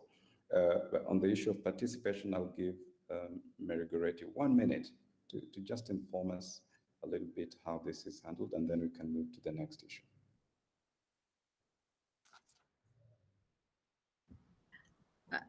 Thank you, Magero. Just before I move to the participation, what Mary has said about incest, that is the girls getting pregnant by their fathers and other relatives, is quite true, because we did a survey in 2018-2019 financial year on violence against children, and the findings were that most of the violence, especially sexual, is happening in our homes. So the children are being defiled by their family members, fathers, brothers, uncles, cousins. That is true. Then on the issue of participation, I'm not in the medical field, but I've seen our athletes get babies and get back to running. So I don't think the girls should be stopped from participating in co-curricular activities when they get back to school after giving birth. I don't think there's any evidence that supports that they cannot be allowed to participate. So they should be participating. We go back to the issues of discrimination. There should be no discrimination against the girl that she cannot participate in sports and co-curricular activities as long as she does not have health issues. Thank you. Thank you so much. I'm sure some of the experts probably have other responses, but I'm very sure you'll have a chance to talk about them. The next issue is mental health. I think this issue has been, at the fore and in the public space a lot lately. And according to the Ministry of Health, Government of Kenya, publicly, it is estimated that 1 in every 10 people suffer from a common mental disorder.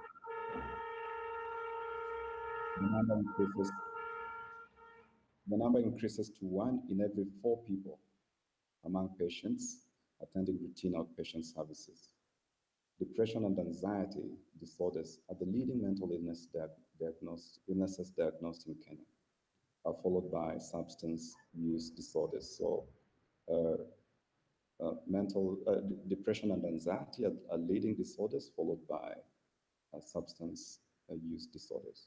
And I'd like to indulge 2 young people here. One is Milka, the other one is Brian.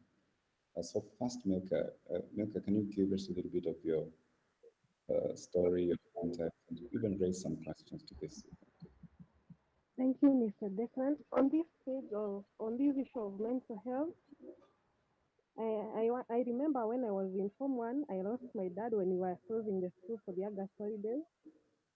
And then when I went back to school, there was this, my performance started deteriorating now and then, and now my class teacher was concerned.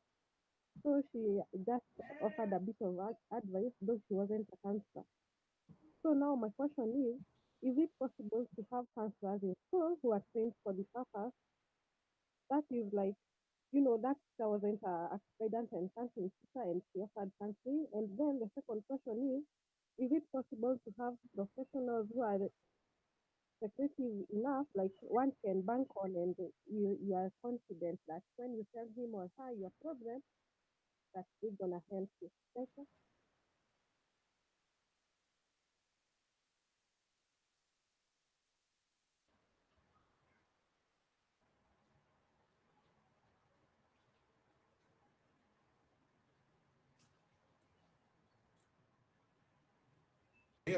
Not hearing. Declan, you're muted. Sorry, my apologies. Welcome back. I'll take 2. Yeah, so Milka told us a story. She lost her dad, Milka Polisana, for that. And, coping in school was a bit difficult. And the question is, are there counselors in school that are trained for that purpose? And many children also, or learners, feel like they cannot confide in teachers because they're either not approachable, for one reason or another. Confidence issues. Is it possible that professional counselors, who are available so that these young learners can confide in them? So before I pass these questions, I think I'll invite Brian to also give us his story, his experiences, and his question, and then we can bundle them together and address all the questions. Brian? Thank you, Declan, for this opportunity. And my story is similar to that of Milka. And when I was in class 3, my grandpa died, and I felt very traumatized because I had no one to talk to. In the course of the week, he was buried, and exams were around the corner. I had to do them because obviously I had no choice. I had no say to the teachers, so I did the exams. And as the results were out, I had failed terribly. I was a top performer, and I had become number 10, 11. And my class teacher could not entertain any excuses from me. And so she punished me. And I have this question. What should be done to teachers who harass and punish students with mental illness? Thank you. Thank you very much, Brian. So that's another unfortunate story. Brown lost his dad, his grandpa, and and he had to do the exams under a lot of duress and could not perform well and was punished for failing. So I'll leave these questions open. I will not pinpoint any expert, so whoever wants to go first. Feel free.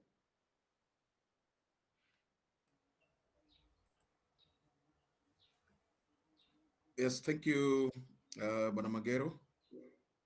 Maybe I could start it off. Yes. I just wanted to say that in the area of this mental sickness, the whole idea of mental sickness was not something that was very much known by many practitioners within I would say our sector. Many times people would look at indiscipline as indiscipline sometimes, not necessarily going into the root cause of this, and that it is actually something that I think every sector now is also trying to see how they can be able to take care of it within their systems, so that we don't just look at every indiscipline or every happening caused by a child to be just indiscipline as such. I think we are trying to really change our approaches so that we also trying to go into the root causes of some of these issues that may come up, particularly in discipline. And we just say sorry for what had happened to our colleague before. But I want to encourage Dr. Sheila that maybe for future dialogue, we could also have a TSC person so that a TSC person would directly hear some of this so that they can be able to take it to their boardrooms also and see how they can be able to deal with some of these teachers who I would call at this stage errant teachers. Otherwise, from our end, we have tried to take care of mental health issues, particularly as we craft the GNC policy. We're trying to look at issues to do with mental health. And of course, many of our activities of late, we are trying to really look into the health of the learner. I was just in an activity in Kisumu today where we were launching the deworming program. We, as educationists, are realizing that as much as we put a lot of effort on provision of quality education, there are detractors. There are several detractors. Some of them are health issues. Some of them could be body health issues. Some of them could be mental health issues. And we are trying to really work on it to see that some of these issues are taken care of so that the right medication or the right approach is taken to sort out some of these issues. Otherwise, I do agree with with our youth that there have been excesses in the past, really trying to get very rough or very tough on sick cases. But I started by saying some of it may not have been known by these actors. They merely looked at it as indiscipline. But I think now we are getting more and more conscious of this happening, and we are looking for many, many ways of addressing them. The other day, we also produced the physical education and sports policy, which did also address several issues on health, some of it also mental health. And I think as we move forward, we should be able to make most of our actors conscious and well sensitized on the existence of mental illnesses among the learners. Thank you. Thank you very much, Dr. Silvester. Before I give the other experts, policy experts, Faith Olich, you have a question?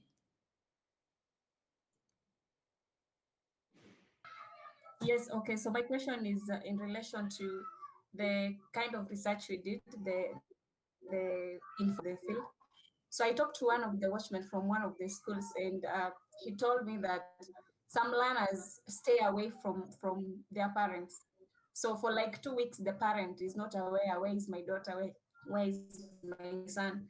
And I'm like, is their safety guaranteed? Like in the environment they find themselves into, because again, I can't blame the parents. Most of them stay in single rooms. These are teenagers. they can't kind of sleep together in the same room with their mothers and fathers. So my question is this, or a way that we can help these learners, because staying away from the unfavorable environment, going to school, your parents are not aware where you are and all that. And my question again goes to Mr. Fred, because I found out that many learners with disabilities, they're not going to school, they're just left at home because their parents or their guardians must go out and look for food to put in the table. And I found out that they are at a higher risk of being raped, mainly ladies, they have a disability, they're just left in the house unlocked or just in the veranda. So this can also lead to mental issue. And how can we make sure that these learners go to school? Because some of them are at 10 years and they're just at home. Thank you. Thank you very much, Faith. So Faith's question is around, learners living with disability and mental health, because, the two, one can actually suffer those two. Great. So I'll pass it on to either Teresia Matheka, Justice Teresia Matheka, or Mary Goretti to give their responses.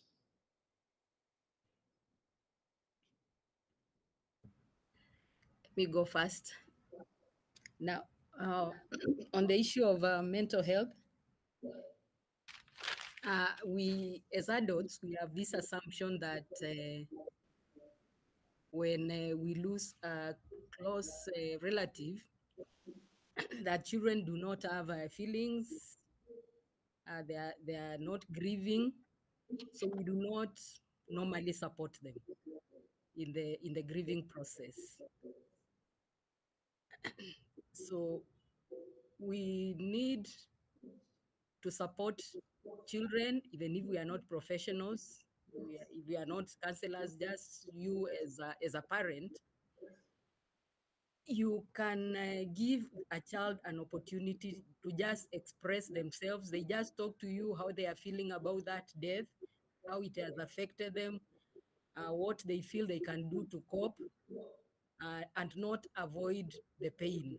They need to go through the grieving process until they are able now to have resilience. So like now during COVID, the children who are in school, especially in boarding schools, are having a lot of anxiety because they don't know whether their parents have gotten sick or whether some relative has died and has been buried within the 72 hours. So there is a lot of anxiety in schools. So even when the children come back, you need to sit with them and just talk to them. You don't have to be a professional, just listen to them. Listen even to what they are not saying. Just listen and try to support them and talk to them about death, talk to them about life issues, because now with COVID, you are not sure. So that is what I would like to say about that. Thank you. Thank you very much. Thank you very much, Mr. Magero. Maybe I can just add one or two things. That I heard what Mr. Mulambe said about mental illness, people not being aware of it. But once again, I think it's a gap when it comes to children and young people that has not been addressed for a long time, because children get mental illnesses. It doesn't mean that if we were not talking about it, it was not there. It has always been there.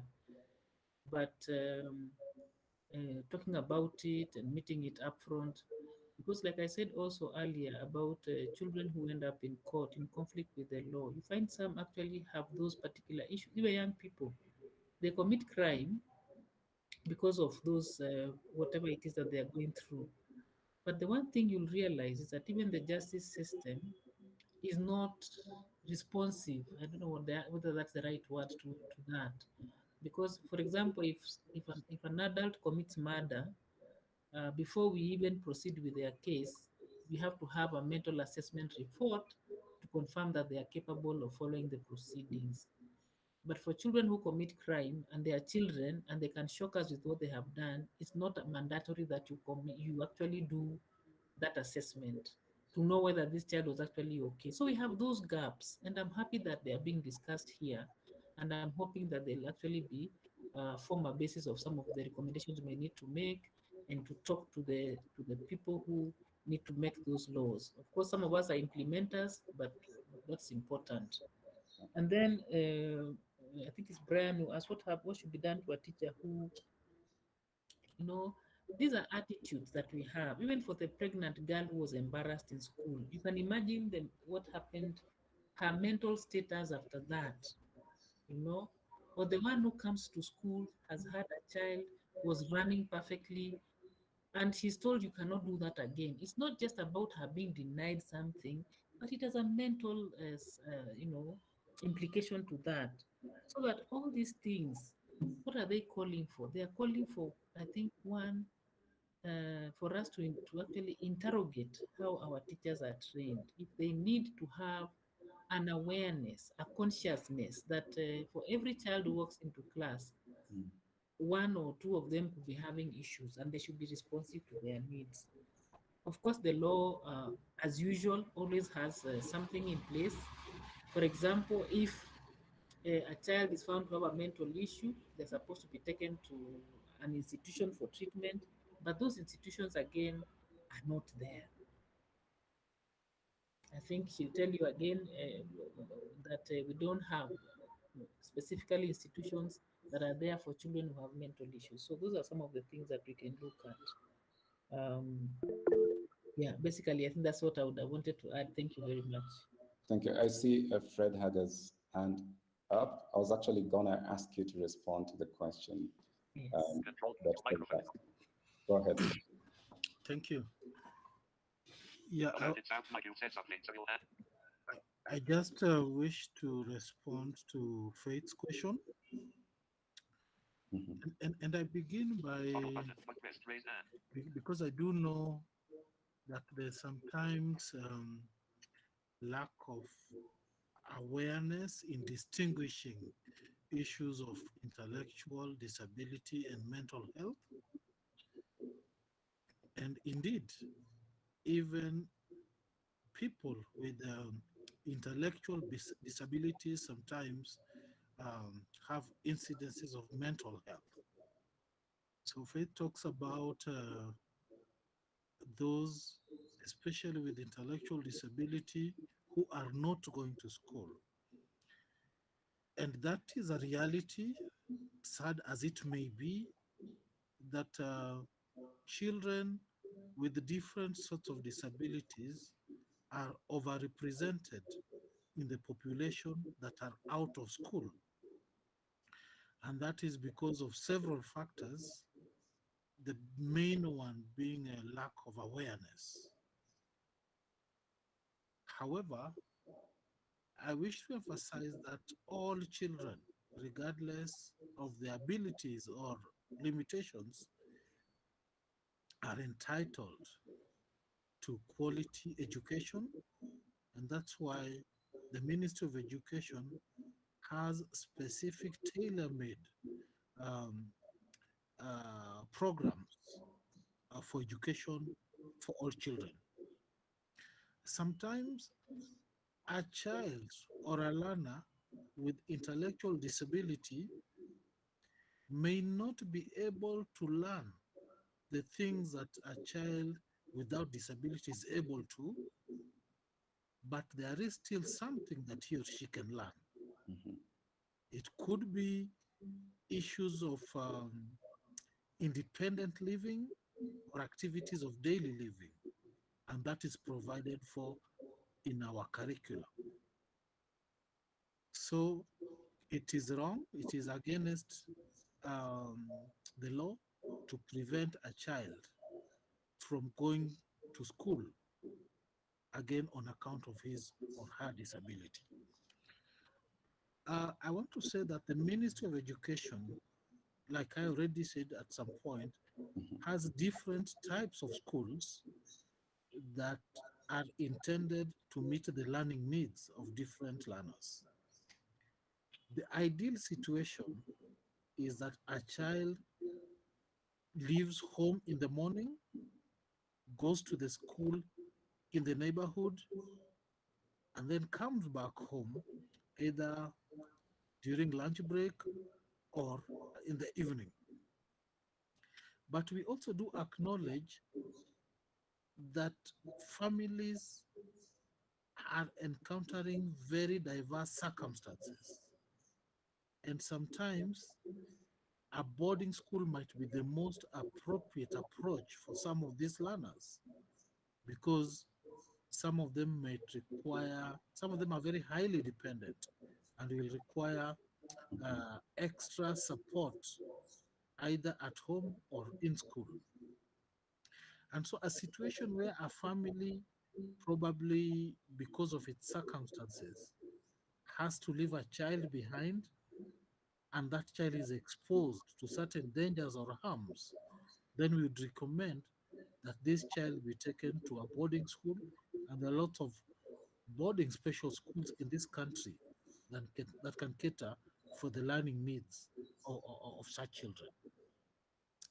However, what the ministry is currently doing to ensure that that population of learners, which I already said is overrepresented in the out of school population, goes to school, is basically awareness and sensitization campaigns. I earlier mentioned the Education Assessment and Resource Centers, the EACs, and that is a structure of the ministry that we are really using to, to sensitize the community and let them know that every child has a right to go to school regardless of his or her disability. Um, the psychosocial support is very critical. Just to add on to what Dr. Mulambe said, and schools have departments that are supposed to provide that psychosocial support, the guidance and counseling departments, which is usually staffed with teachers. Again, teachers in their training have a component of guidance and counseling, but you'll also find that many teachers have gone ahead and acquired higher qualifications so that they're able to provide psychosocial support to the learners more appropriately. And this also applies to those children with special needs or disabilities.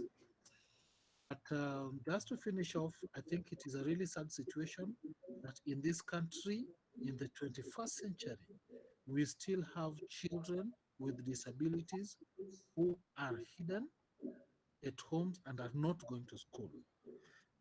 Please take note that that is that is not acceptable.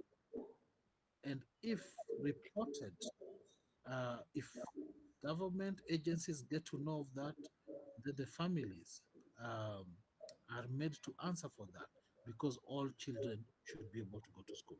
Thank you. Thank you so much, Fred Hager. That's quite a complicated issue, you know, to be a learner living with disability and potentially have mental disability issues and also intellectual, challenges. So thank you for your insights on that. The next two issues, that is sports and recreation, is the next issue, as well as life skills and values is the seventh agenda item. I'd like to combine them in the interest of time, partly because life skill, for instance, and values has been a cross-cutting issue.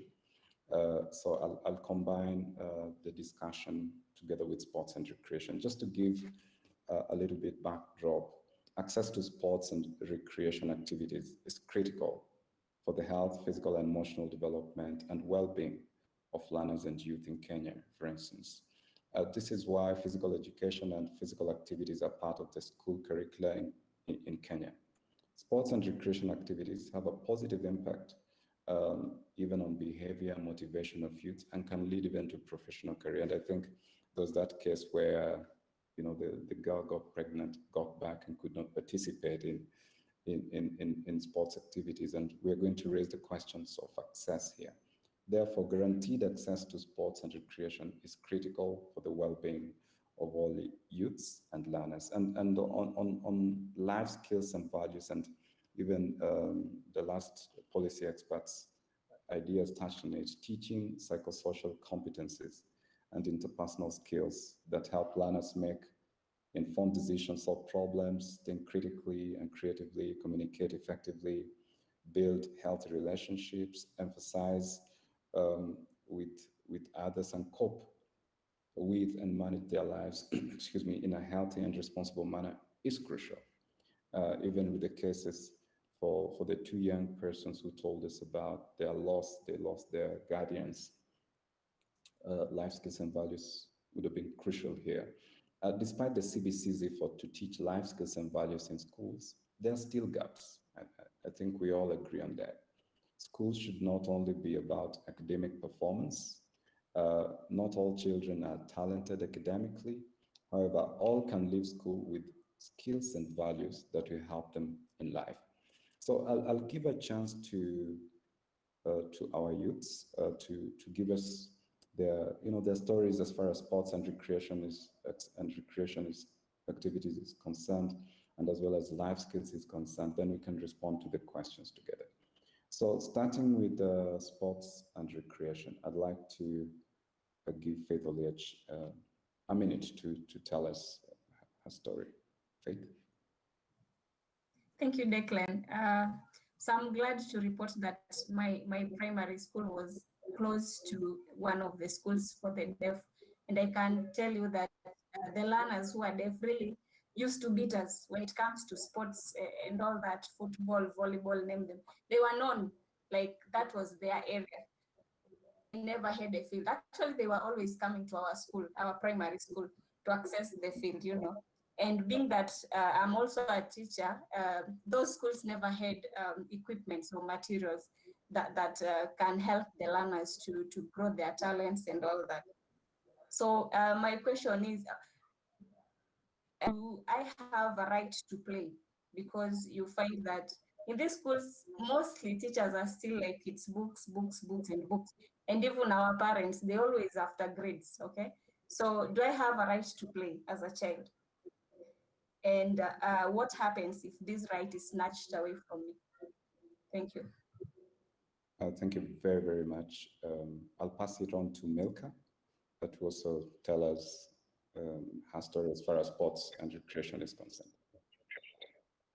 Thank you, Declan. On this area of sport and recreation, in most schools, you find that maybe those PE lessons are included in the day-to-day activities, and you find that maybe there are readers who take the lesson attendance sheet.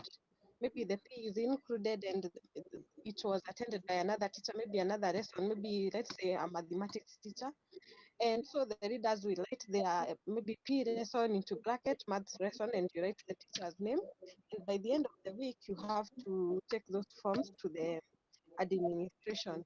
Yet the administration are aware of it, that maybe the PE lesson was not attended and they don't take action. Now my question is, what is the student leader supposed to do when such a situation comes without raising an alarm? And then the second question is it possible to have follow-up to such important lessons? And how should it be handled without destroying the student-teacher relationship? Thank you. Thank you, Melka, as well, for your story and your question. And there's one of the youths here who's actually a sports coach. So his name is Daniel. Daniel, I think it would be great to hear your story and also your question. Okay, thank you very much, Declan. Like the school I went to in Form 1, we used to walk like 1.5 kilometers back and forth just to go and play. And this really made it difficult to the senior players who were supposed to lead us, because most of them didn't want to walk that distance. So they opted to stay back in school while we trained. So whenever we went for a match, we used to lose like every game. and this really affected me because I didn't like losing. So I even stopped going to the field. And whenever I went back home for a holiday to join my academy team, back at home, my coach could see that I'm behind and I had to start from zero. And also growing up in a family where no one ever told me the importance of going to school, and no one really pushed me on education. So my life was all about sports because no one really cared about my school results, but my community and a lot of my friends really praised me and my rugby academy for winning trophies, which made me to love sport more than education. And this made me to even change the school and join a new school with facilities. And after joining this new school, I was so happy because I started becoming a better person in terms of sport. And many schools in Nairobi wanted to give me scholarship to join their schools. And this opportunity I started getting after leaving the previous school. After high school, one of the best rugby team came for me, and I had to join them. And after a year, I started to realize that these people got jobs and they were not depending on rugby so much. So one day I went to one of a senior player and asked him to find me a job. And he asked me, "Do you have papers, Okito?" And I was like, "What is papers?" And one of my friends told me it is something that you study in college or university. And through rugby, I started to know the importance of school, whereby no one ever told me when I was young. And rugby really changed my life and led me to go to college. On the other side, teacher don't support. Many teachers don't support sports because you'll find teachers are extending their lesson, and yet it's time for the learners to go to do sports. And me as a coach, a session that I'm supposed to start at 3 p.m. I end up starting it at 3:40. And whenever I ask the learners, "Why you late?" and they keep telling me their teacher was in the class. And when it times for them to go home, they be like, "Coach, can we play more?" So my question is there rules and regulations set or given to upcoming organizations that are setting a new school concerning playgrounds? And what happened to these teachers who are extending classes when it's time for PE? Thank you. Thank you very much, Daniel. Quite an interesting story how sports is impactful.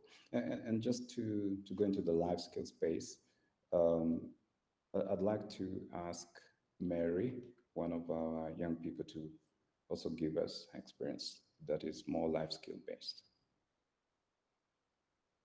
Thank you, Declan.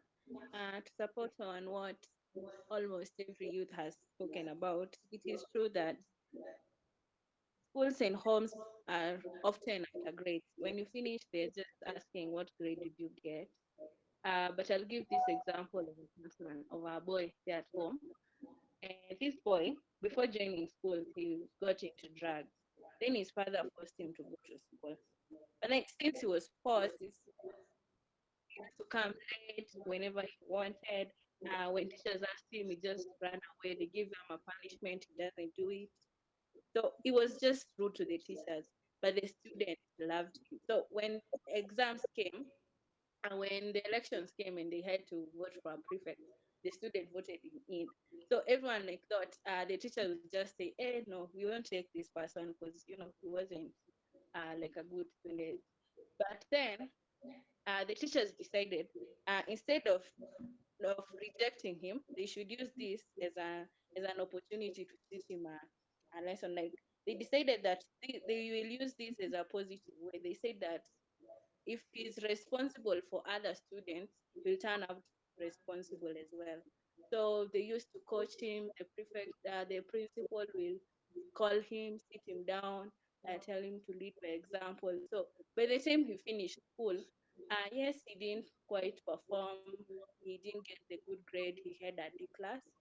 But then how he came out as a person was quite different. He was respectful. He was a good person. And now my question is, but okay, before I go to the question, most people when they're asked, they say, okay, he went to school but he didn't pass, he failed. But they don't consider how he came out. So my question is, could we have a scenario where we can grade how a school has helped me as a person as per the positive values I've gotten, not just by the grades I got. I also have a concern because this is just one case that turned out positive. But for example, if I look back at our area, not all people who attended school came out as good people. Some were even in the same class as Kim. They passed more than him.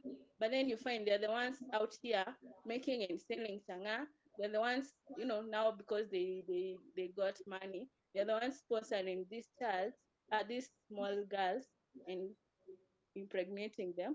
So my question is, how come the curriculum is helping this student pass in exams, but not helping the same student be well behaved with good values? Thank you. Thank you very much, Mary. Very interesting questions. I'll give a last chance to David to give us his story on life skills, and then I'll pass it on to the policy experts to respond to the questions. Thank you very much. I'm David. My concern about life skill. I have a story behind life skill lessons and how they how they are practical and applicable in our institutions. Back when I was in primary school, there was this lesson that was indicated in the timetable that at this particular time there should be this life skill lesson. And throughout my whole primary school life, I was in a rural primary school. I never knew what was about life skill. All I knew was about the lesson about theory, the lesson about science, and all that. And so when it came to this lesson about life skill, I used to see the theory teacher come in and teach the theory lesson. At the end of it all, after I even concluded my primary school, I never knew what was life skill.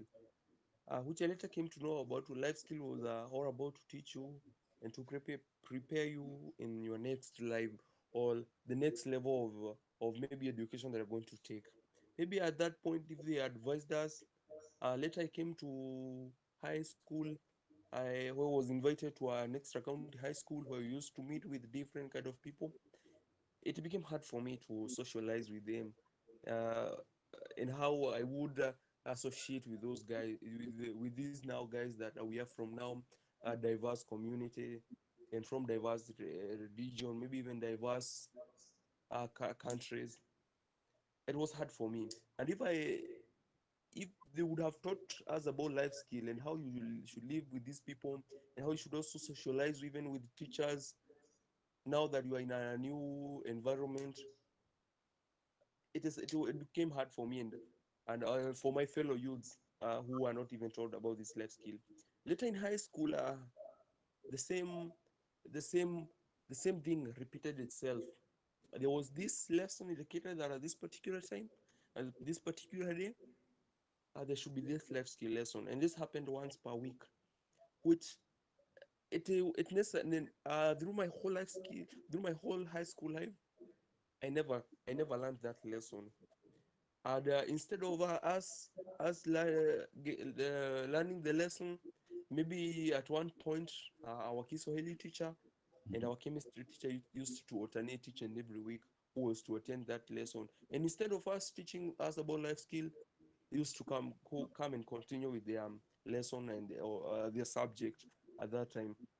Now my greatest question is that are there policies that help the government follow whether these life skill lessons are taught, taking granted that they are very vital in our in our lives? As Mary told us that not all about academics, we also need to understand the life skill part of our life and how we are going to live life, not all about education. You know that our life is not about education. You need to survive outside with people. You need also to survive as a young man, as a young lady out there with people from diverse community, from different parts of this community, from different part of this world. I think our life skill is a very important, and from our from our policymakers, help us know if there are these policies that are there that that help you to assess whether these lessons are taught and how they are applicable. Thank you very much. Thank you very much, David. Quite an interesting experience there.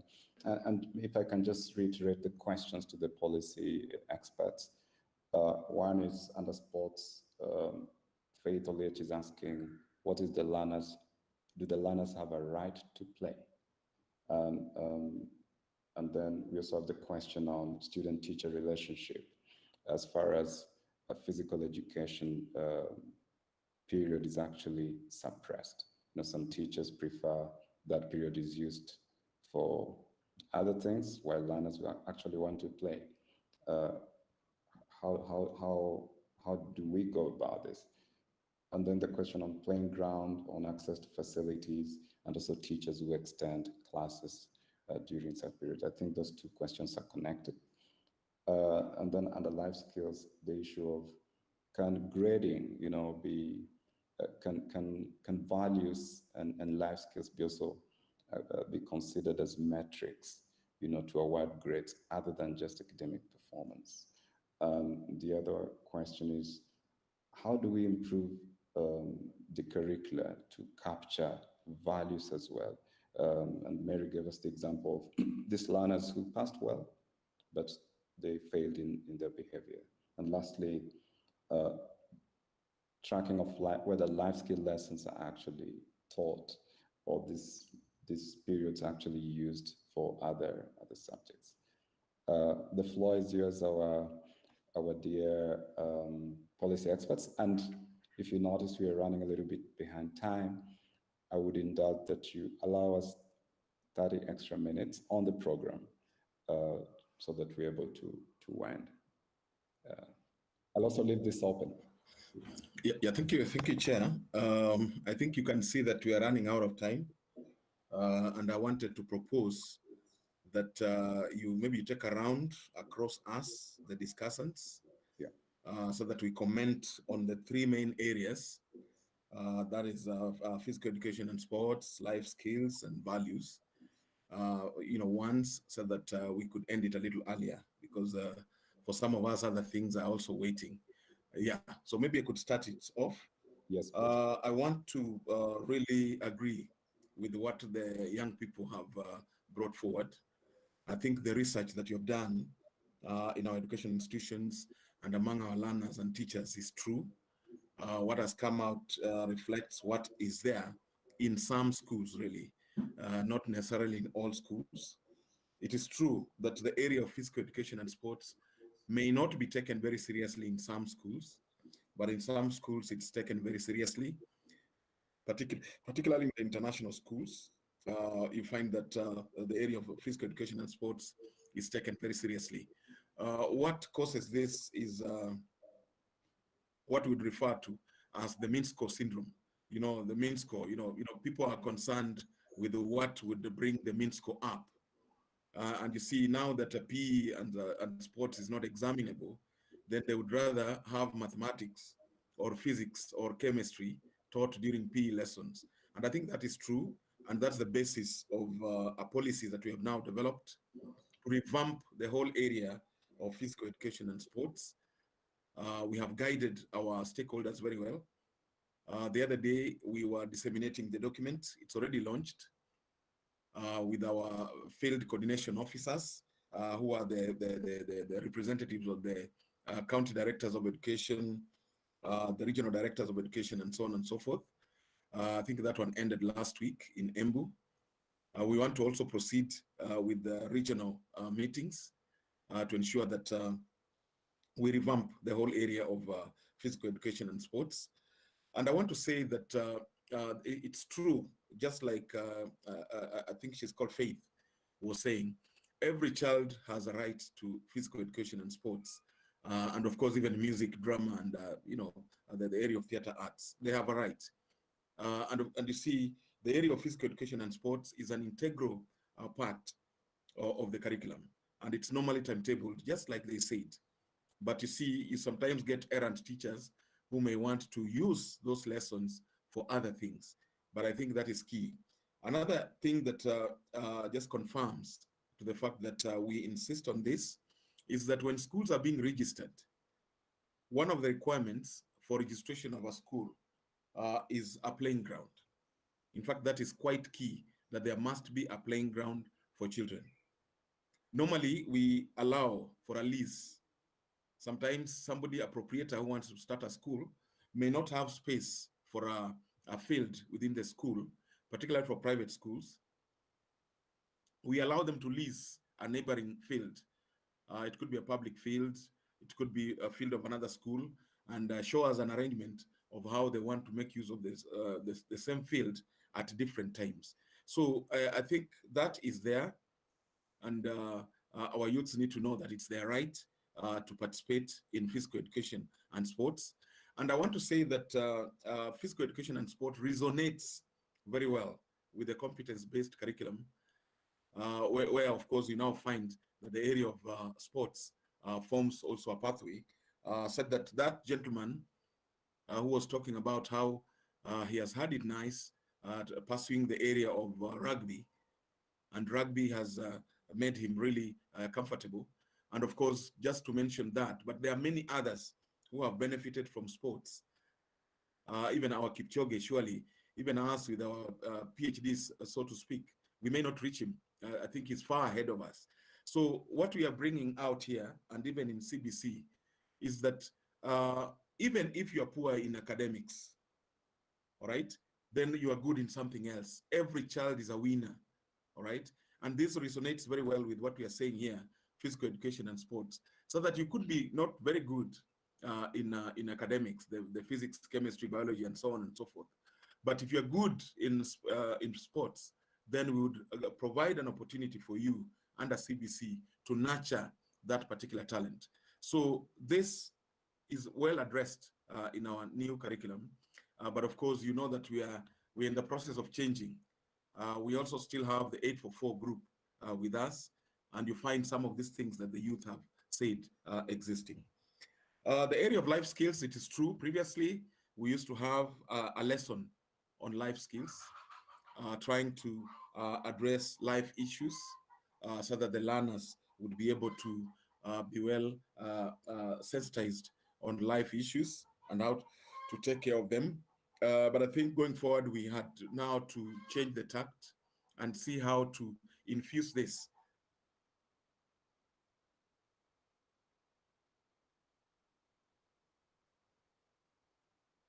Yeah, I think Silvester, Dr. Silvester, looks like you're frozen.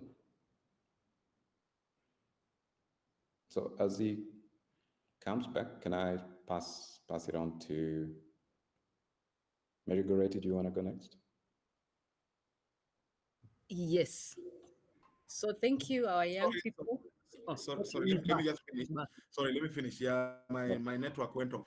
Yeah, so I was saying that if you look at a competence-based curriculum, we are talking about an ethical citizen, producing an ethical citizen. So the area of value-based education is really taken care of under the competence-based curriculum. And we believe that once we have this curriculum through, then we'll be able to have the values. And you see, look at our society, surely values are lacking. I think the moment we went elitic, we forgot values. And we are really behind in terms of values. I remember I was in Tanzania last week, and I could see really high level of values among those citizens. You see a young person, even in the bank, when there are seats which are few, and a young man is sitting and he sees an old person coming, then that person automatically stands up and ushers in the older person. The other day, I was having a meal with my son. Somebody brings some material to wash hands. He starts with the boy instead of starting with the father.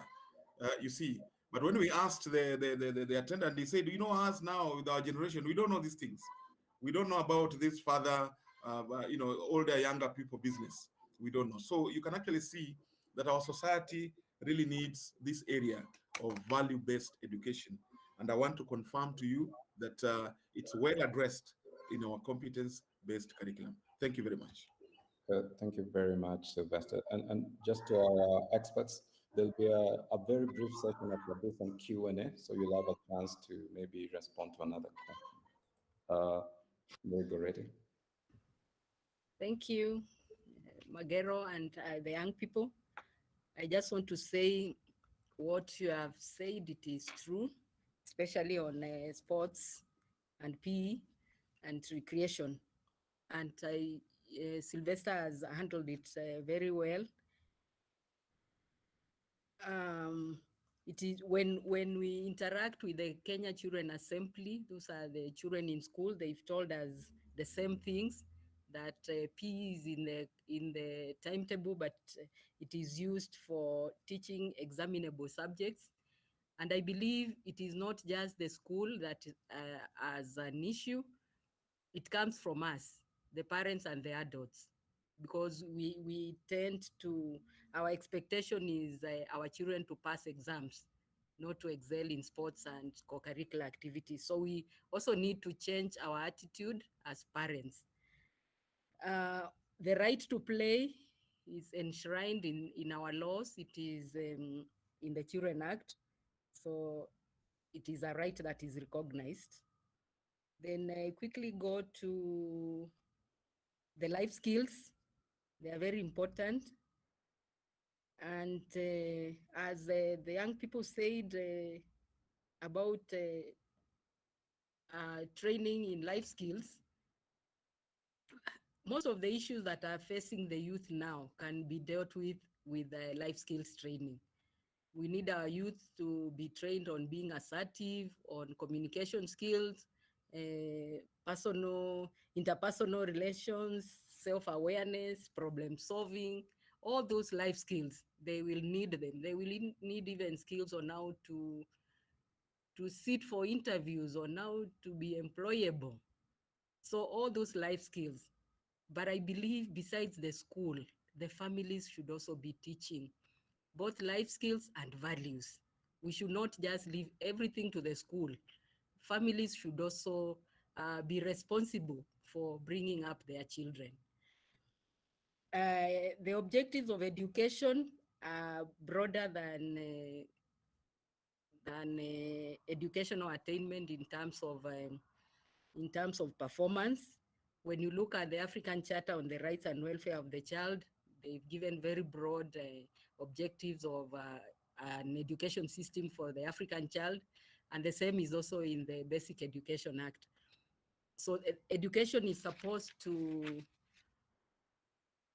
shape the student holistically, so that this is socially, morally, spiritually, and in all spheres. And our curriculum, as Silvester has said, is very broad. The issue is how it is executed. So we should go back to the curriculum. And as he has said, CBC has come to deal with the problem. So we are hoping with the CBC, we will have all-rounded children, not just those who are able to only perform, but they have no life skills. Like what our young person said, that when he moved to another level, he was not able to cope. He was not able to form relationships because he had not been taken through that. So those are my comments on the three. Thank you. Thank you very much, Madam Mary Goretti. Justice Matheka, do you want to chime in, as well as Fred Hager?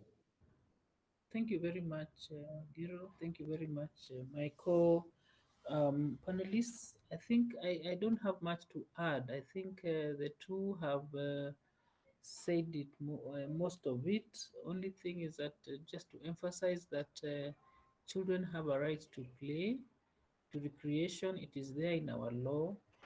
And it's not something we need to legislate, because it should be natural, but it is legislated, so it means that if it's not given, there's a consequence. When it comes to values, in our own constitution at Article 11, I think we talk about these values. And again, what values that we should have, we should inculcate in ourselves, in our systems, in the way we do business as people, as government, as institutions. And if you look at the Basic Education Act again, I think this one I need to read, that one of the guiding principles is the imparting relevant knowledge, skills, attitudes, and values to learners to foster the spirit and sense of patriotism, nationhood, unity, and purpose, togetherness, and respect. So those that time, putting the timetable for that is very important, and probably our education system has forgotten the meaning of education. It's not about just passing exams. I think there is learning, getting of knowledge, there is the acquisition of skills, and just the I don't know how to put this, but to enable the learners to open up their minds to, to intellectual activity, to think, to discuss. And if you look at the guidelines, they also provide that, the guiding principles, they also provide for that. So there is a disconnect between what is supposed to be done in the classroom and what ends up being done, and the people who lose out are the students, are the pupils, and in the long term, our whole society, because we put things down to be done and they are not done. So I would say that this is an area perhaps that requires to be looked into. And like Silvester said, perhaps TSC needs to hear what the young people are saying on what they are missing out, because the curriculum or what is supposed to be done in the classroom, in the school, is not being done. Thank you. Thank you very much. I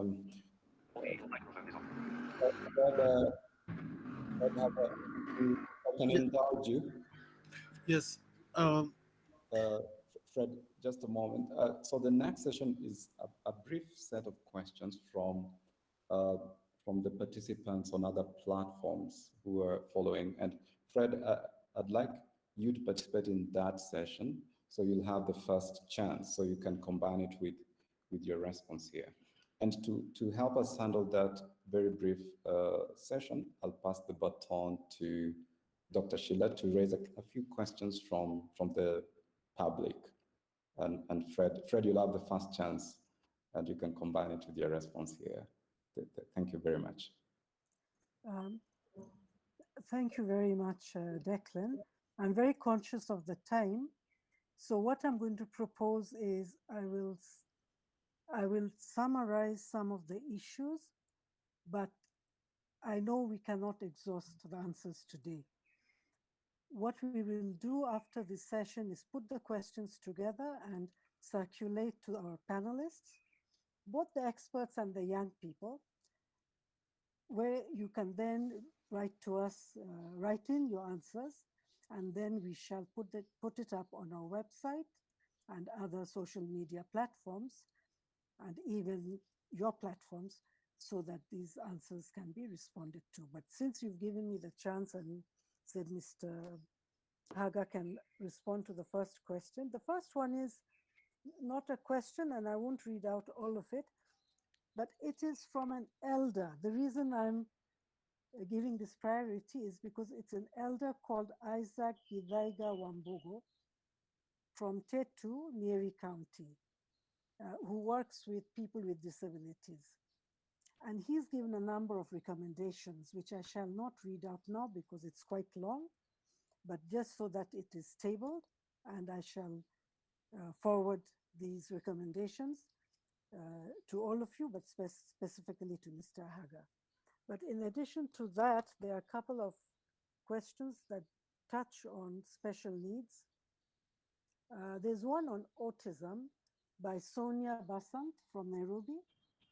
And she's asking, are there provisions within schools, especially in the rural areas, for persons on the autism spectrum? That's an issue that we did not discuss today. So that's a question, if you can just respond to very briefly. And then there were a number of questions on the issue of CBC and disability from Dr. Anna Obura, who is listening in. I can't read all her questions now because there are quite a number. But she's asking, she was saying, I was looking through the KICD curriculum designs for CBC to find where learners are taught about and difference and disability, Where are the recommended content, recommended behavioral exercises and practices for the classroom and playground? Not in grade 1, so in what class does this start? I'm familiar with grade 2 and 3 and cannot remember a substrand on this. And related to that, the basic question is, are children taught about disability, that is the children who don't have disability in the CBC? Where, in which learning areas and what classes specifically? She has more questions, but we don't have the time to read that now. And those are the questions that basically relate to Mr. Haga. You can answer some of them today, but the rest you can give us in writing when I share with you the questions in detail. And after he's responded, maybe I can quickly read out the questions so that you know what to expect and from whom. Thank you. Over to Mr. Haga. Thank you. Thank you very much, Sheila. I think the first round of issues that I could comment on, I believe my fellow panelists have addressed all the issues well. I just wanted to emphasize that value-based education is at the core of the CBC.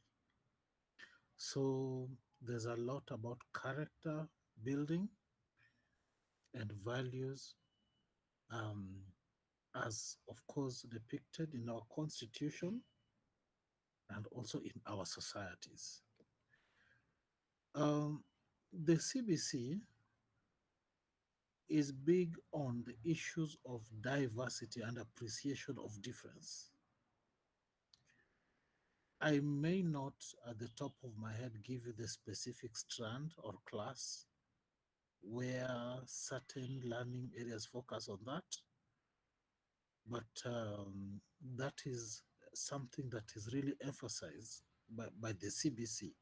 And given a little time, I could tease out the specific areas that respond to that. The question of whether our schools can accommodate learners with autism or autistic spectral disorders, yes,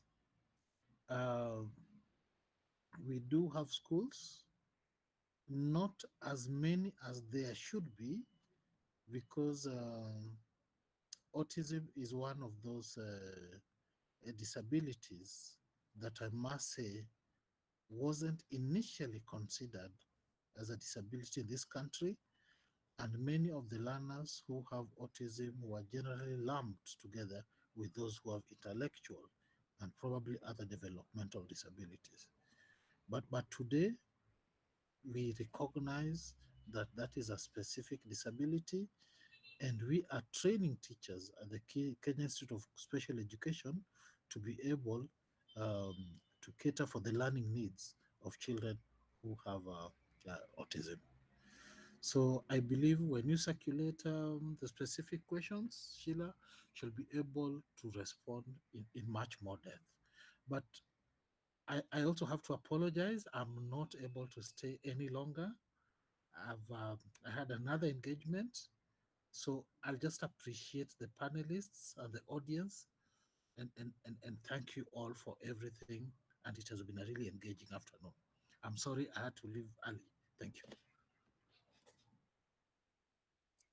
Thank you, Fred.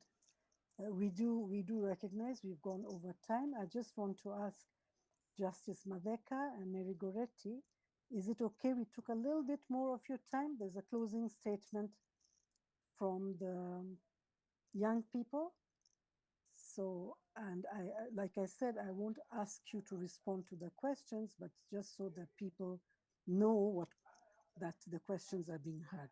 I'll just touch on that. Do you have a little bit of, can we take a bit more of your time? Okay, I will just proceed then. So there are questions, there's a question on domestic violence and CBC from Mark, Angel, and Joseph. I'm not sure where they're from. So that is something I'll pass on maybe to the education people, but the issue on domestic violence, I just wanted a comment on that issue. Then there are questions from the Serene Haven for Girls, which I've told you earlier is a school, a very unique school for lactating mothers and pregnant girls. So there are a couple of questions from there where one of them is asking, and I think that's a legal question, how, and this is from somebody called Florence, who's saying, what action is taken to parents who force their children who are pregnant to have an abortion? That's a legal question. Then we have questions from Dr. Purity Thiga. I think this is also a question from the Ministry of Education, which I'll pass on to them, but very, very important, because what is the MOE policy position on sex and reproductive health education in our schools? You know, this has been controversial, and how are teachers being equipped to handle this very sensitive topic? There's also a question from Dr. Florence Itegi. Have teachers been trained on behavior management, and are these efforts to educate learners on acceptable behavior? There are questions from Nyeri County, from Pauline, who is actually a Jaslika volunteer. I have questions, and this is for the legal people. What are the legal procedures as far as children adoption is concerned? Can poor parenting lead to child being taken away from the parent? I think that's for Children's Services as well as the judge. And also Children's Services, I think still from Pauline, does the government have programs to support street children? There's a comment again, which I will skip, on sports from Mark, Angel, and Joseph. And then we have Mutiga Macharia, who's part of the Jaslika Learning Circle in Tetu, is asking, what is the due procedure to be followed in order to get a paternity test? These were some of the questions which we will pass on to you, unless either one of you want to respond to any of these questions now, very briefly, just comment on them. Mary Goretti, you want to answer anything now? Touch on briefly, or you'll respond in writing later? Thank you, Sheila. I think I can respond in writing, especially on the procedure for adoption, because it's a long procedure. If I start talking about it now, it will take a bit of time. So allow me to do it in writing. Thank you. Thank you. Judge, do you want to comment on anything? Maybe just basically to say that on the question about parents who force children to have their children to have abortions, that's a criminal offense. And if the child, it's an offense that the action can be taken against the parent for doing that, because it's an offense to do that, because the child also has a right to, you know, to her child, or because there are many people involved there. There is the child herself who is pregnant, there's the person who made her pregnant, there's the baby who has a right to be born. So there is a process there. So if this girl is able to get to someone who can talk to her, and maybe the parent also needs help. Sometimes they also need help. When it comes to street children, I think Madam Goretti can respond to that, but there is a government, I think, sector or section that deals with that. And for paternity tests, it depends on the circumstances. If there's a case in court, the court will make an order for that test to be done. If it's just individual and personal, the government chemist does those tests, and people can also do them privately. I think basically that's what I would say to those questions. Of course, if someone needs details, the detailed answer we can give in writing. And I agree with Mary Goretti about adoption procedures. It's a long procedure. She'd need to just give the steps to someone. Thank you so much. Silvester, I thought you had left, so if you want to comment on any of these, and I'll definitely bring the questions to you to respond. Yes. Thank you, Dr. Rashid. I think I'm around. I've been listening. I think in the interest of time, I know for my colleagues in Nairobi now, when it's nearing 5, they're thinking about the jam and all that. I think it will only be fair that we respond to the questions in writing. And of course, we just at this point need to appreciate the opportunity. Thank you very much. Thank you. Back to Declan and Zainab to invite the young people to do their closing statement. Thank you very much, Dr. Sheila. I would now like to invite the young people to give us their closing statement.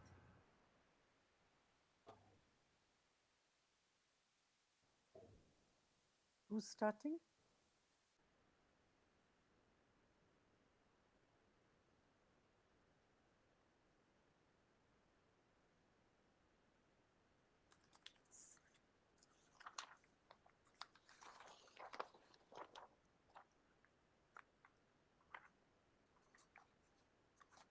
Zainab? Can you please call on whoever is supposed to start? Cynthia. Cynthia, can you come and start with the closing statement, please? Speaker had a problem. We the young people from Githogoro, Ketu, Kenny West, and Jaslika thank the expert panelists, Honorable Justice Matheka, Dr. Mulambe, Mr. Haga, Ms. Mugaka, Jaslika technical team for coming together and sharing with us your experiences and knowledge. We have learned a lot from you, and we hope that you have also learned something from us. An incredible education sector is on the horizon, more than any of us can possibly imagine.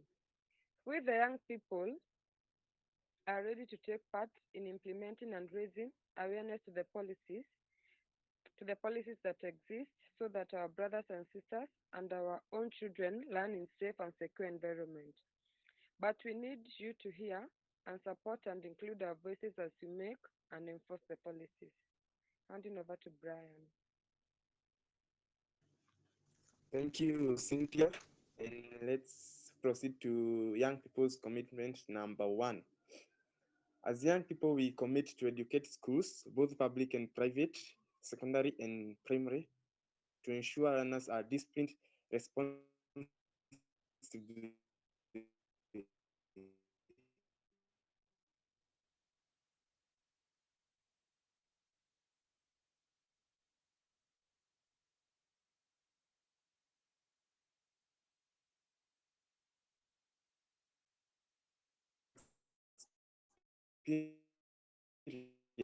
and many children so that we can be disciplined and corrected not by punishments, which only creates fear, but we can also have someone who can talk to us.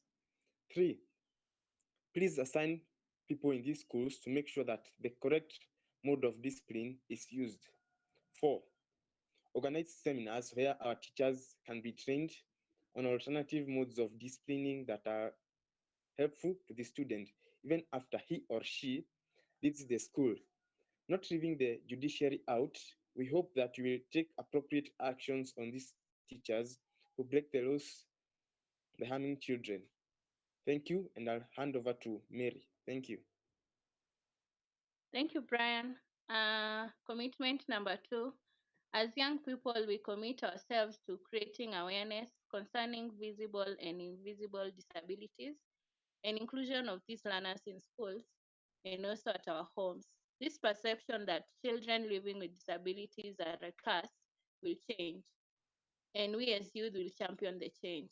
We appeal to you, policymakers, to create schools and institutions that are friendly for all learners, having enough teaching and learning materials, good infrastructures, enough trained teachers, among other things, will make the school child friendly and convince children to remain in school instead of being absent often and dropping out.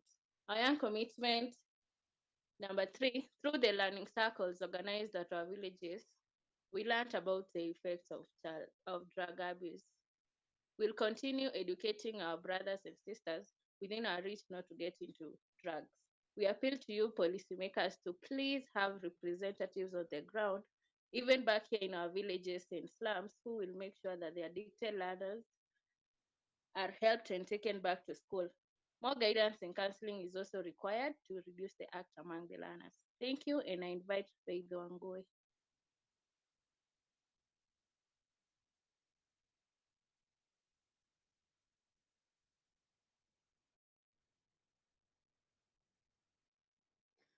Young people commitment number 4. From our experience and research, we know that many girls get pregnant while in school. We commit to help them in any way possible. Find time to talk to them and get them accepted back in schools as they are our friends. Appeal to the policymakers. Number 1 is to the judiciary. Please continue prosecuting and taking appropriate action on the perpetrators and those raping and impregnating our sisters and friends. Number 2, we hope that the Children Department will commit to bridging the need for the children officers in our villages and the slums, and advise these officers to work with the chiefs and organize barazas to educate the people on their role in the community. Number 3, we request that all schools collaborate with the community and involve parents and employ a trained caregiver who will care for these babies as young girls go back to school, mostly in the rural and slum areas. We request you to help make our schools a safer study by training more teachers to handle the need of students at an individual level. Young people commitment number 5, we as young people will participate and give our best to sporting activities, but we will need your support, both as our parents and the policy experts. Appeal to the policymakers to ensure every school has a playground and that we as students are allowed to play, relax our minds, and grow our talents. Appeal number 2, invest in having every school focus not only on academics, but also on developing talents, life skills, and positive values in children. Over to you, Brian. Thank you, Faith. Now let's proceed to young people's commitment number 6. We have learned that our mental health is as important as our physical health. We will not be afraid to approach our teachers as well as the guidance counselor in schools to talk about the issues affecting us, both at school and at home. Appeal to policymakers. We hope that we'll assign trained counselors in school and train our teachers to enable them to help us accordingly when we approach them with a problem. Thank you. And back to you, Zainab. Thank you. Thank you very much, Brian. I would now like to invite Declan to give an opportunity for our policymakers to give their vote of thanks.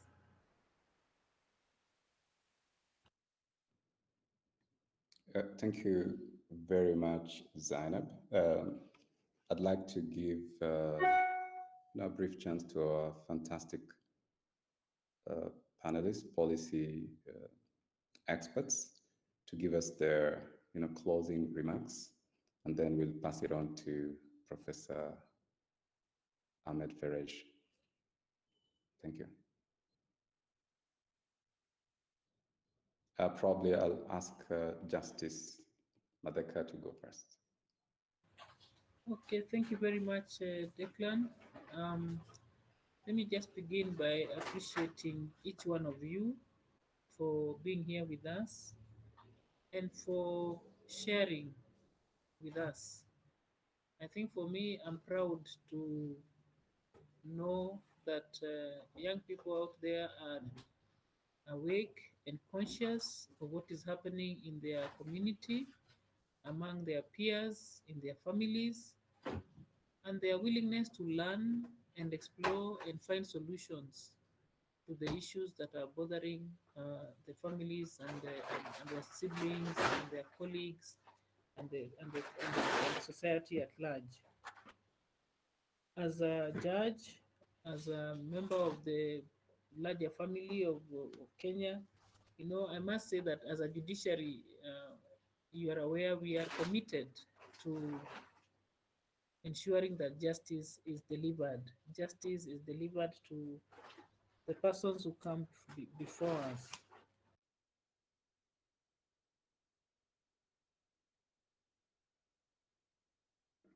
Justice, I think you're muted. Justice Matheka.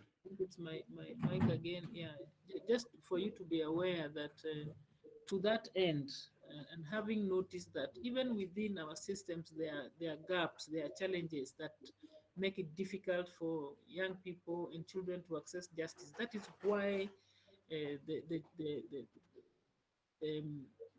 NCAJ, or the National Council on the Administration of Justice, set up the Special Task Force on Children Matters.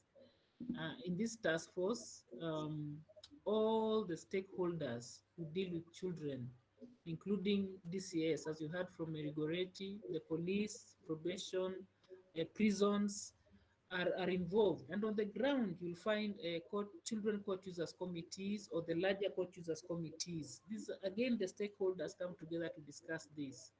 At the moment, the task force is considering how children and young people can actually be members of those committees, because especially the children court users committees, because their issues are discussed there and can be able to raise some of the issues you've raised here within the locality of their court users committee. So we are looking at to how you know, children can be represented in those committees. It's not an easy thing, but I think it is something that can be done. And seeing that you are already conscious of what is going on, it will be easy to find out how to do this. As I leave, I want to just say that just know that the laws are in place, and I would just urge you, now that you have come out to think about these issues, we have mentioned certain legislations, you know, we've mentioned certain sections of the laws. If that is your interest, just go out and read those laws. Just find out, you know, the internet is very good. Go and read. If it's about mental health, begin to look at the particular law on mental health. You'll find there's a law on mental health. If it's about gender-based violence, you find there are several laws on that kind of thing. That way, you will be able to be aware. And then don't keep this to yourself. You are an ambassador of sorts. You can talk to your friends, to your colleagues, to your family, and just spread the good word, so that this awareness we're talking about, you can speak. And because you are a young person among other young people, you can be a positive influence by talking to them about the issues that you found out and some of the solutions that we have suggested, and also to find out what needs to be done. So I wish you well, and I look forward to any other discussions we may have, and any other questions you might have, I will be able to answer. Thank you. Thank you very much. Thank you. Justice. Yes, Dr. Silvester. Yeah, I'm a bit uncomfortable where I am. It's raining. I would wish to do my bit. I just want to say thank you very much, the organizers of this. It was quite an opportunity for all of us. Many times we imagine that we know it all, but I think it was quite interesting to learn from the young people, and of course to engage with the young people. I think some of the issues that they may be having, I believe a good fraction of them have been answered. And just like my colleague Justice said, they also need to make an effort to read some of these documents which are available. Otherwise, from my end, I look forward to further and more engagements as we move forward. And may God bless you all. I want to move out because it's so cold here. It's raining. And all the best to everybody. Thank you. Son, and thank you so much, Dr. for being so resilient. Yeah, I'll pass it on to Mary Goretti. Right? Yes, thank you, Magero. The young people from Nyeri, Githongoro, and Jaslika. Jaslika, who has organized this, the moderators, my fellow participants, my fellow panelists, and all the participants who have been listening to us online. I just want to say thank you for this opportunity to interact with the young people. The interaction has been very productive, and I've learned a lot from them. I hope they've also learned something from us and that they are going to implement. I just want to reiterate that we now expect them to be carriers of this message. It should not remain with them. They should take it to their siblings, their families, and their friends. You realize I've been talking about families because families are the foundation of a nation. So we really believe in families in the Department of Children's Services. And on the commitments that the young people have made, they should not just be statements, they should be actions on your part. So I wish you all the best, and I hope that we will have another interaction like this. Thank you so much. Very, very much appreciated. And I'd like to take this chance to welcome Professor Ahmed Ferej. He's a Jaslika representative to the Project Advisory Committee to give the vote of thanks. Thank you very much, Declan. I have thoroughly enjoyed myself. I think this has been a very, very important engagement between the youth and policymakers. Many times I was tempted to come in as a parent, as a teacher trainer, as a citizen to say something, but I had to hold myself back because I think sometimes just listening is more valuable and you learn a lot. So I just like Mary Goretti just said, I learned a lot. And I just wish that going forward, we would engage or create opportunities to engage the youth, who are the immediate stakeholders in matters related to them, in policy matters that relate to them. Because sometimes, like Silvester said a few minutes ago, we think we know, because at one point we were youth. So we think, what can they teach us? We know. But times change. And our youth actually face a lot more challenging times than we did during our time. For example, I just listed down some of the things that I think the youth are facing today that we never faced. You find that the youth today, the issue of drugs and drug abuse is so prominent. For during our time, it was mostly an urban type problem. It was not such a universal problem. But from what I heard from the presenters, the problem is wider than I had even assumed. Then there's influences from things like television, internet, social media, peer pressure. In the past, your source of information was so limited, so it was easy probably to control the behavior and the character of the youth. But now they are facing all these things. They face things like gambling, which during my time didn't exist. Every week when football is being played, there's that temptation to put in money, which can create a problem. Then there's cultural differences. Kids are growing in cultures that are fairly diverse, whereas their parents may have grown up in monoculture, single culture. Issues of separations, divorce between parents is now more prominent. Poverty is much more prevalent. Unemployment. In my time, there was a song which says, so many vijana, mwisho wa masomo mtapata kazi nzuri sana. Now, you look at the number of kids or young people coming out of institutions and how many actually get jobs. It's negligible. So you can't even tell them anymore, go to school so that you can get a job. It doesn't happen. So the youth, they actually need a lot more attention than we ever needed in our time.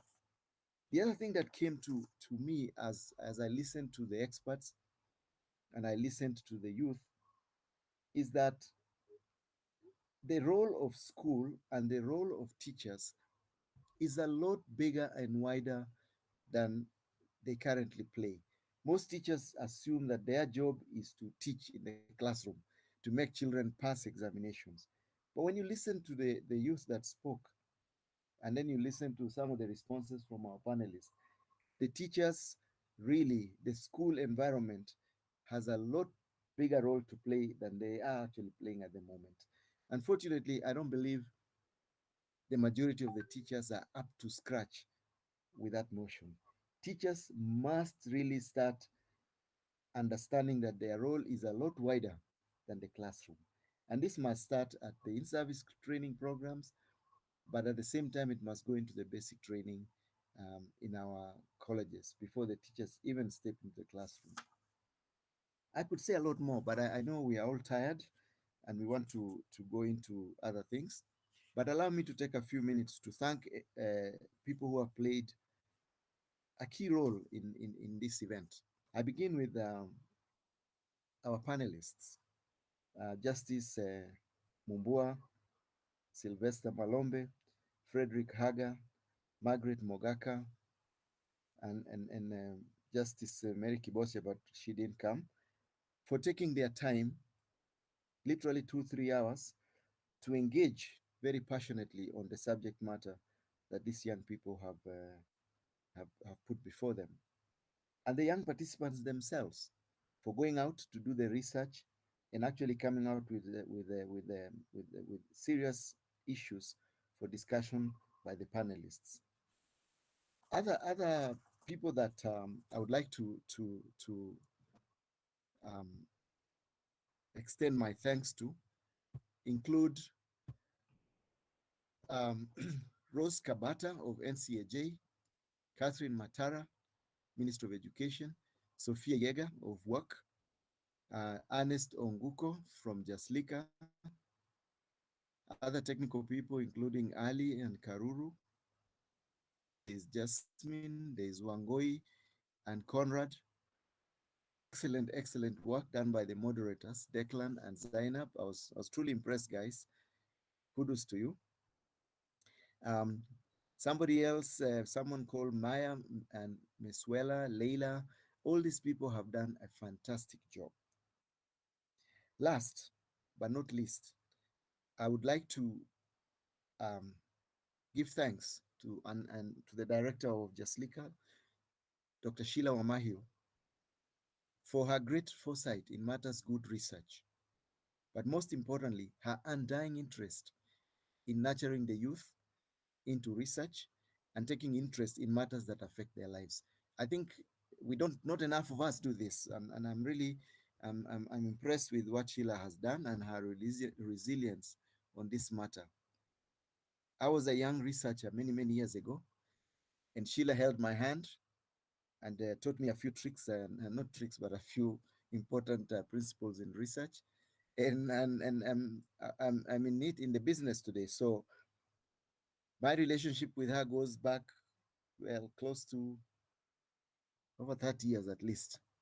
And so I know that as an individual, she has dedicated her life to making sure that she leaves a legacy of youth that are informed, adjusted, and having the right inquiring mind. Thank you very much, everybody, and I wish you a nice evening. Good evening. Thank you so much, Professor Ferej. That was amazing. And I shall say no more. This meeting is actually officially ended at this point. Feel free to hang around. We should provide coffee. Thank you. Yeah, feel free to.